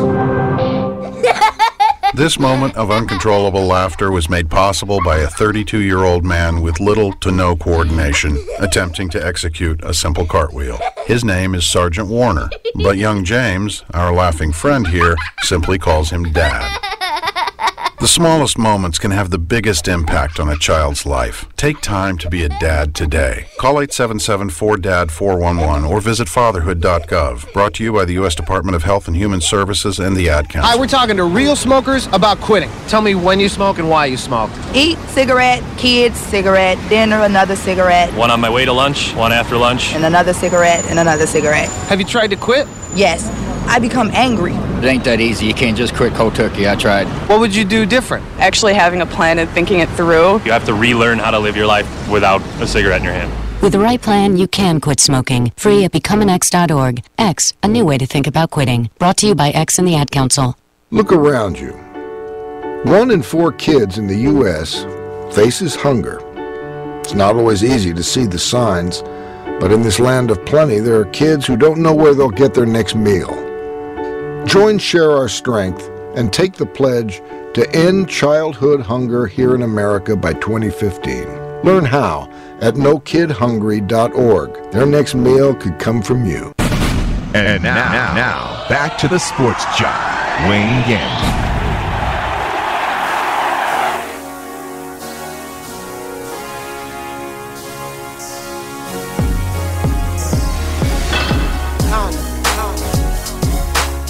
Welcome back to the show. I'm the Sports Jock, Wayne Gandy. You're listening to the Sports Jock Show with Big Kenny and Mr. Zaire. We've had a great show thus far. Some great topics. Time has really, really flown by. We are already up to the birthday segment of our show today. We got some famous people here having a birthday. Ringo Starr is 72 years old. And the world is all about peace, isn't it? And all we need is peace and love, That's don't all we? we need. Was he the oldest? He may be the oldest Beatle. Beatle? Oh, okay. Geraldo Rivera. Geraldo, 69 years old. Geraldo. Wow. The first journalist that I can recall that gave his personal opinion about a news story. Now it's standard, but he was the first dude that because journalists used to have to be impartial. Geraldo was the first to go, I think that's stupid. I remember the broken nose. Yeah, I remember everybody remembers the broken nose. Richard Roundtree is 70 years old. I hear that Richard Roundtree is a bad mother. Watch your mouth. I'm talking about Richard Roundtree. I couldn't even get it out. Montel Williams, 56 years old. He can still get it. Montel Williams, he can still get it. And he's all about promoting the legalization of medical marijuana. Absolutely, exactly. He's a He can friend still of get the Sports Jock family. Courtney Love, 48 years old. Surprisingly, she's had another birthday. She has made it again, folks. Every time she has a birthday, the Grim Reaper look up like, I be trying, dog. I be trying. She just won't go. Huey Lewis is 62 years old. Huey Lewis. Cree Summer from A Different World and from a lot of your animated movies. She does a lot of voiceovers that people wouldn't know of. She's 43 years old. She played Freddie on Different World. Yes, yes. Right. Edie Falco, 49 years old. She plays on Nurse. What is that show she's on? Nurse Jackie. Nurse Jackie now. Best known as from The Sopranos. Carmela Soprano. Yeah. Connie Nielsen, 48 years old, from one of my favorite movies, The Gladiator. Mike the Situation. Sorrentino is 30. The Sitch. I never saw that show. I haven't either. Isn't it amazing? He's just to be 30 years old and already be that despised, and to have that large of a body of work of horrible material in only 30 years. You are very accomplished. The RZA is 43 years old. Hold on, the RZA, Jizza, Ziggler, Zigzag, Ziggler, Wu-Tang. Wu-Tang Clan. Jimmy Smith is 57 years old. That's it? I mean, Jimmy Smith has been in TV a long time. Yeah, dude. he's 57 years old. Kelly McGinnis is 55 years old. Remember her from Top Gun? No. You don't remember? Oh, the love interest? The love interest. Yeah. Okay, now I do. Yeah, she's 55 years old. I was also doing some research. She got raped, her and her roommate. She's lesbian, and somebody broke into her apartment when she was like 20, 25 and tied both her and her roommate up and raped them. That makes the birthday announcements festive. I'm just giving you some background. The birthday of Kelly McGillis, who got raped yesterday. I'm just giving you some background information on them. Outstanding. Yeah, that is horrible. I didn't know she was a lesbian either. I didn't know that. Not that it matters. Tom Cruise is 50. Another person on my list. It looks good. Tom Cruise looks good to be 50. He does. Him and his wife getting a divorce. Yay. Again, Thank Tom God. Cruise. He is back. And maybe the best actor of our time. Who? Is slow down over there, Uncle Barry. Did you just say Tom Cruise is the best actor of our time? No. Oh, I was. You okay? He got excited. I'm about to write Let's try this again. Maybe the best actor of our time. Okay, there we go. Tom Hanks is 56 years old. Tom Hanks, Forrest Gump himself. Run, Forrest. Bubba Gump. Run. I was running. I'm coming, Jenny. Jenny almost made me cry when she died. Did she? Yeah, back in, I ain't gonna say when that was, but yeah, Life is like a box he really of loved that chocolates. woman. And I know, I'm not a super emotional dude at movies, but when she told him that she was sick and possibly dying, when he said, Jenny, no, you could hear how, he was losing the love of his life. Right. You know what I mean? Hollywood also lost a couple of actors this week. Ernest Borgnine. Oh, wow. most famous for being in McHale's Navy back in the 60s. 95 years old. Man, I have to give him a clap. 95 years old. And maybe the most popular character ever to be on TV, Andy Griffith. Andy Griffith passed away at 86 years old. Most famous for his role as Andy Taylor on the Andy Griffith Show, and he also played Matlock. Paul, how come don't no black people live in Mayberry? Okay, so listen, y'all not gonna have me laughing while y'all talking about people dying. I love my job, but you're just not gonna do it. I refuse to go. No, I mean, I didn't kill him or anything. You got me it's all right. laughing. He lived a really nice, long life. In a funny but sad death. The girl in Detroit, Adisha Miller, she was celebrating her 25th birthday, and one of her friends was an undercover cop, and they still had their gun on them. And she went to give him a hug for her 25th birthday, and the gun went off and killed her. Mm-hmm. Wow. Which is why I never invite cops to parties. It's like, wow, like really? Wow. It's like, wow, 25 years how old. bizarre. Celebrating her 25th birthday, and the gun went off. And every year Miller. your birthday comes around, your friends and family have to remember that. Yes, that's how you lost your life, on your 25th birthday. But we're going to go to break. We come back. We'll find something else to talk about. We got so much left in this book. Had a fantastic Anderson Cooper weekend yesterday. Yeah. CNN Anderson Cooper decided he finally tell me something I already knew. Right. Ladies and gentlemen, I want everybody to know that it might not be obvious. And I'm sitting there thinking he came out like 30 years ago. Then It might not be obvious, honey, but I've got a secret. We'll be back with more of the Sports Jock Show after this.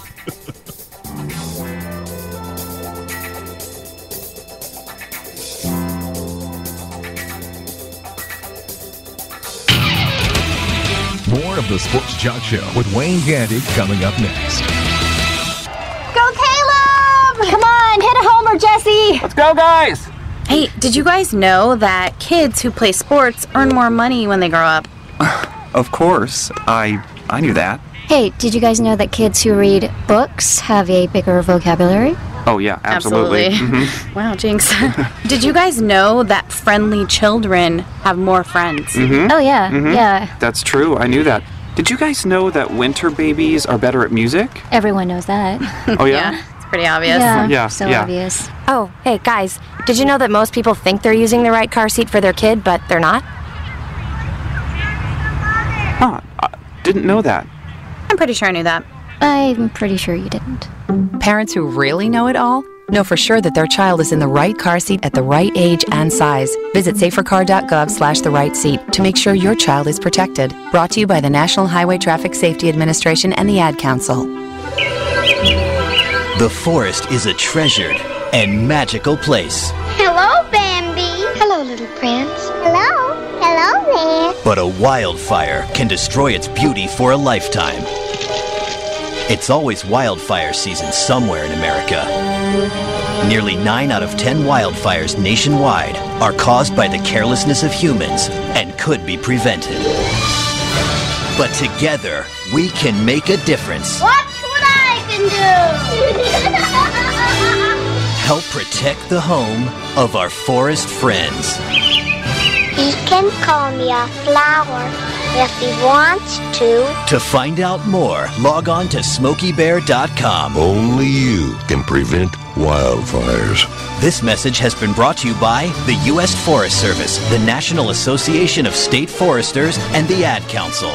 Come on! You could do it! And now, back to the Sports Jock, Wayne Gandy.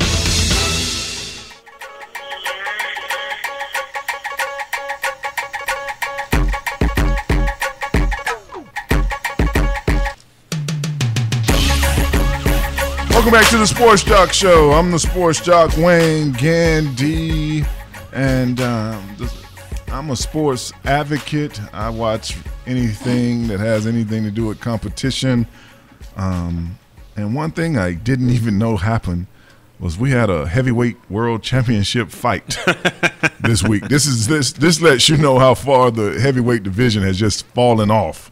Vladimir Klitschko, one of the Klitschko brothers over there, that from that great Klitschko dynasty, beat Tony Thompson in the 6th round of Saturday night's fight for his WBO, WBA, IBF belt.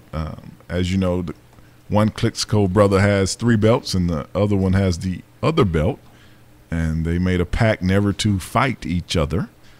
And I guess that's why it's anonymous who is the world's boxing champion. Right. That you can have a heavyweight fight, and that used to be the biggest fight. That used to be the big deal. That's when you sold a lot of Doritos and cold beer. Is that not right, Big Kenny? That used to be. Heavyweight boxing was the Super Bowl of boxing. Yes. That is what you wanted to watch, and all of the undercard, welterweight, that was girls boxing. You know what I'm saying? That's what we considered like the bantamweight dudes were like, guys that because maybe a girl could fight. So let's watch the heavyweight. And most of the heavyweights, they were the famous people. And they had the most class and the most personality and the most fan appeal, and all of that stuff. Right. South Africa has let Oscar Pistorius, how you say his name, Kenny? Pistorius, is it? I don't know what the you're guy. looking at.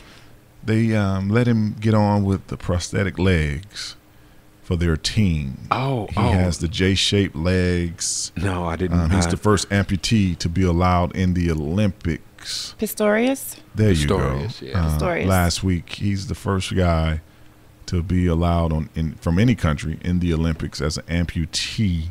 A lot of the runners are complaining that he has a competitive advantage. Y'all laugh, but you think that bionic legs are a competitive advantage in running? I don't know. What would you say? What? He still has to condition just like they do because it has so much more to do than just your legs. But your wind's got to be. But his legs will never get tired. Well, that may be true. His legs will never get tired. Yeah, I mean that's round to round. He's going to be the same speed. I am 100% in favor of people with disabilities continuing to grab life by the horns and achieve all of their dreams. But there are some things that maybe you ought to sit out. Racing generally requires legs. Correct. He's got them. They're just metal.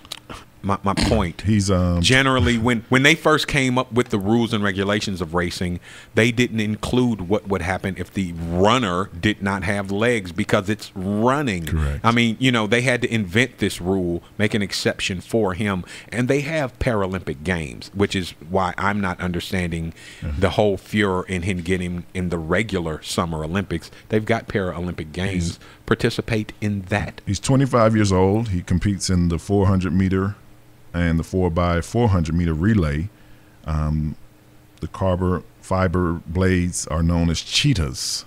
Right. That he runs on. That's the name of his legs. And if they win, Nike's going to get a swoosh painted on them. On the back of it. Yeah, I mean, you might not have any sneaker endorsement in your future, but we can paint your blades with a swoosh. So I'm with you, Kenny. I think that anything like that is unfair. It's just like it would be different if doping. we didn't have a sport or an event for para. Okay, so tell me what is fair, like in any sport, because allowing him to play in the sports that's designed for people with his. But then that's discrimination. No, it's not. No. They've got their own Olympics. That's what I'm saying. I wouldn't box you if you had fake hands. Right. Because then your hands will always have the same. They would never get tired. And I was going to say that's like doing a porno with fake breasts, but that's a bad. But that happens all the time. That's a really bad example. That was not working for that part. But punching somebody with fake hands or fingers or whatever the case may be, that's totally different simply because it's contact with someone else. This is just running. He's touching the pavement. It's an extremity, though. You're using. If you have a fake hand, that hand may be able to take greater force of pressure. It may have a quicker release, something like that. This man has on devices that are designed to propel him forward at a rapid rate of speed while reducing the amount of drag and all of that. It's an unfair advantage. Yes. He should compete with other bionic dudes. And any part of sport is the fatigue of the body. Right. It's about training the body to be at its best and not fatigue when you need it. When you're doing anything, running, jumping, it's about how you've trained your body. But that's so what there's I'm an saying. aspect that he doesn't have to lift weights. Yeah. He doesn't have to train his feet, his calves. Any of that comes So into. that's the thing that you guys are saying is unfair. The fact that he doesn't have to go through the whole process in order to be able to run is the actual problem. Well, that's the part of that's unfair in any sport when you don't have to go through the process. And then if your body doesn't fatigue, that's an unfair advantage. How can you be running in a race? I mean, and with racing, there are different heats. So you may get to the finals and everybody else is tired from running their 2 or 3 prospective races, and you still on some boing, boing, boing. Let's run. Do it right. Yeah, he's right. My boing has a little more bass in it. You know what I mean? I'm quite sure he will be closely covered Yeah, when I he gets guess. over to London. First amputee, 25 years old. We'll see how the other competitors embrace him when he shows up. Could be a little turmoil. We'll be back with more of the Sports Jock Show after this break. Big Kenny, what's that number? The number is 888-926-7562. 888-926-7562.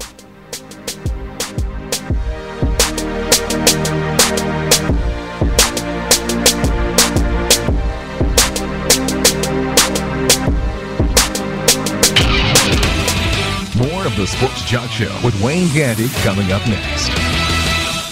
Go, Caleb! Come on, hit a homer, Jesse! Let's go, guys! Hey, did you guys know that kids who play sports earn more money when they grow up? Of course. I knew that. Hey, did you guys know that kids who read books have a bigger vocabulary? Oh, yeah, absolutely. Mhm. Wow, Jinx. Did you guys know that friendly children have more friends? Mhm. Oh, yeah, Mhm. yeah. That's true. I knew that. Did you guys know that winter babies are better at music? Everyone knows that. Oh, yeah? It's pretty obvious. Yeah, so yeah. obvious. Oh, hey, guys, did you know that most people think they're using the right car seat for their kid, but they're not? Huh. I didn't know that. I'm pretty sure I knew that. I'm pretty sure you didn't. Parents who really know it all know for sure that their child is in the right car seat at the right age and size. Visit safercar.gov/the right seat to make sure your child is protected. Brought to you by the National Highway Traffic Safety Administration and the Ad Council. The forest is a treasured and magical place. Hello, Bambi. Hello, little prince. Hello. Hello there. But a wildfire can destroy its beauty for a lifetime. It's always wildfire season somewhere in America. Nearly 9 out of 10 wildfires nationwide are caused by the carelessness of humans and could be prevented. But together, we can make a difference. Watch what I can do. Help protect the home of our forest friends. He can call me a flower if he wants to. To find out more, log on to SmokeyBear.com. Only you can prevent wildfires. This message has been brought to you by the U.S. Forest Service, the National Association of State Foresters, and the Ad Council. Come on, you could do it. And now, back to the Sports Jock, Wayne Gandy. The truth is, he will throw your ass in the ocean. It's time to wrap things up on the Sports Jock Show with Wayne Gandy.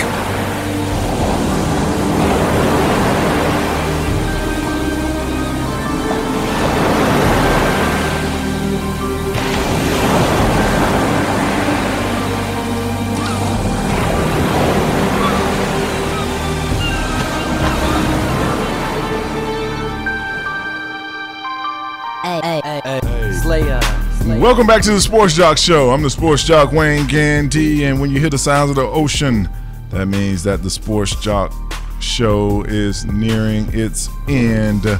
We always like to thank our call-in reporters Doug Fireball Turnbull and Sekou Smith of NBA.com and NBA TV working hard out there in Las Vegas, burning the midnight hour. No, it's real tough. Yeah, it's such a strain. Being up in the VIP with Kobe and the boys tonight. On the United States dollar. You know what I'm saying? The United States dime. When are we going to Vegas, Wayne? I'm saying. We have to find a big fight weekend to go to. There we go. When the next big fight comes out. When Floyd get out of jail. Because if we don't go next time, it will be a big fight. You know what I'm saying? The next big fight will be right here in the studio. We're going to get some tennis shoes with the little ankles on. We'd like to welcome once again our new affiliate over in Camden, Alabama, WQLS 90.5 FM, The Q. We air over there Saturday, 1 p.m. to 4 p.m.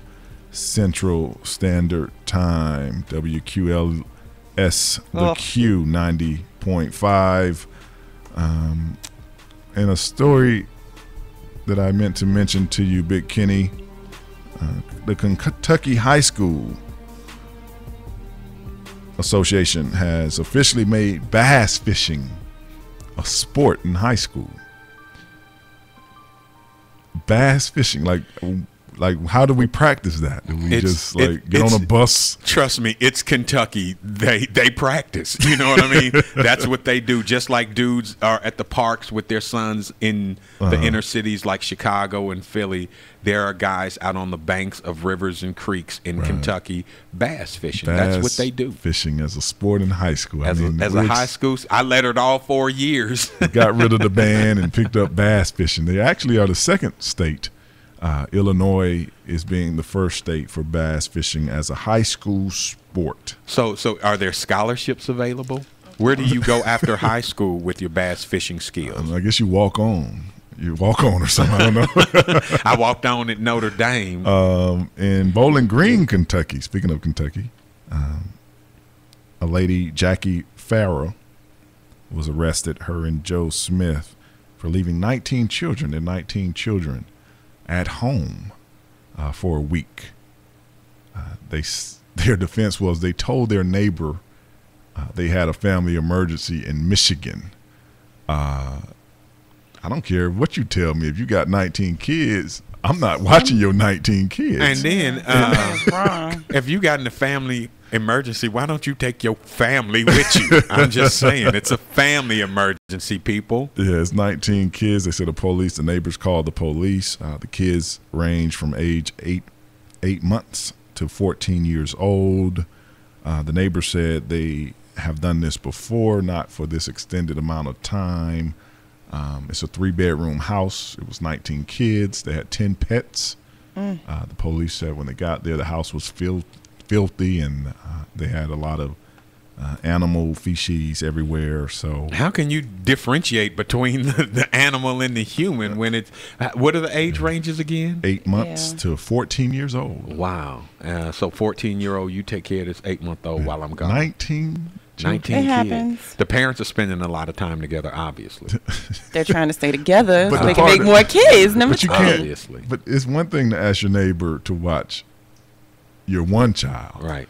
19 children. Man, look, nobody's about to do that. Who knows what goes through your mind when you got 19 kids? You just needing a break. Anybody willing to watch them for any amount of time, you jumping at that chance. 19 children. Bring me the babies. I'll watch them. And quickly, Mr. Zire, you said that Usher Raymond's stepson just passed away. Yes, he did. The founder of Bounce TV.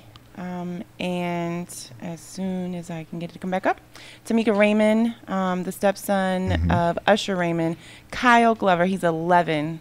He was jet skiing with a 15-year-old friend, and he got collided with a jet ski at Georgia's Lake Lanier, and he was hit in the head, and he is pronounced brain dead about 56 minutes ago. That's the third child in a couple of weeks that has passed at Lake Lanier. They really need to start making you have a driver's license. Is brain dead the same as all the way? But it's he's still on the life support. Right. They haven't taken it off yet. And Ryan Glover, that young man's father, is a personal friend of mine. So as a father and as a friend, Ryan, my prayers are with you. Stay strong, brother, and I hope that God's peace covers you. And as usual, when you hear the sounds of the ocean, it gives the sports jock a chance to vent about his week. And last week, it was very easy to find someone to throw in the ocean. The sports jock has a 4th of July party every year for the last 6 years. His annual party. It's a nice time. A lot to drink, a lot of food, and I'm not going to call any names, so I'm making a general statement, but I have to throw these people in the ocean. There's an old saying I used to say, some men run their house and then some men run around their house. For all you men that had to sneak over as though you had told your wife you were going up to Quick Trip and you'd be back and come in and dap me up and tell me how you only have 20 minutes to stay. You should go shoot yourself. If you're paying your mortgage, you're running your house, you should be allowed to go see your friend at his 4th of July party without having to feel like you slighted your spouse. So for all you guys, I would like you to walk the plank. You know who you are, so I won't mention any names.